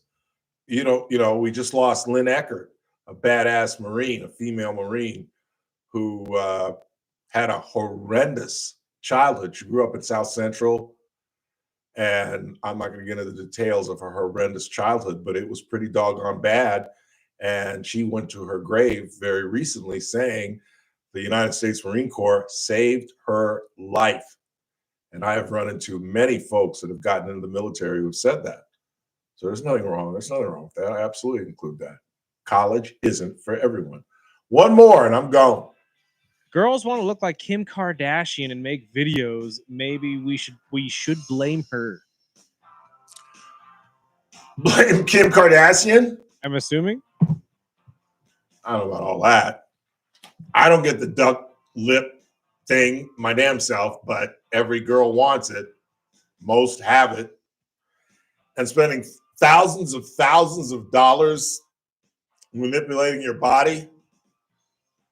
Why don't you spend that and go to college? I don't know. Tomorrow's Wednesday. Our good friend Nick Ragon will talk about the British Open this weekend. And, of course, Howard Marcus. In the meantime, for Chris Burdick, I'm Ralph Bailey. That's what's really going on. Wrap to you tomorrow.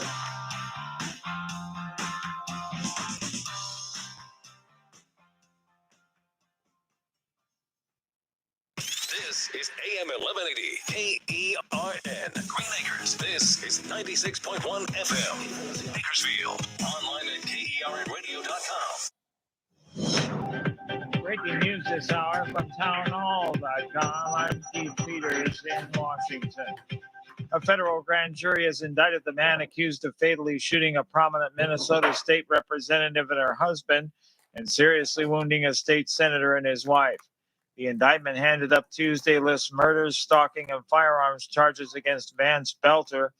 Acting U.S. Attorney Joseph Thompson said the death penalty is on the table for Belter. Now, this indictment includes a notice of special findings. These special findings are the first step towards seeking the death penalty against defendant Vance Belter. The ultimate decision as to whether to seek the death penalty will not come for several months and will ultimately be decided by Attorney General Bondi with input from the Capital Case Unit in the Department of Justice, along with this office and the victims. Belter is accused of going to the lawmakers' homes June 14th, disguised as a police officer in a fake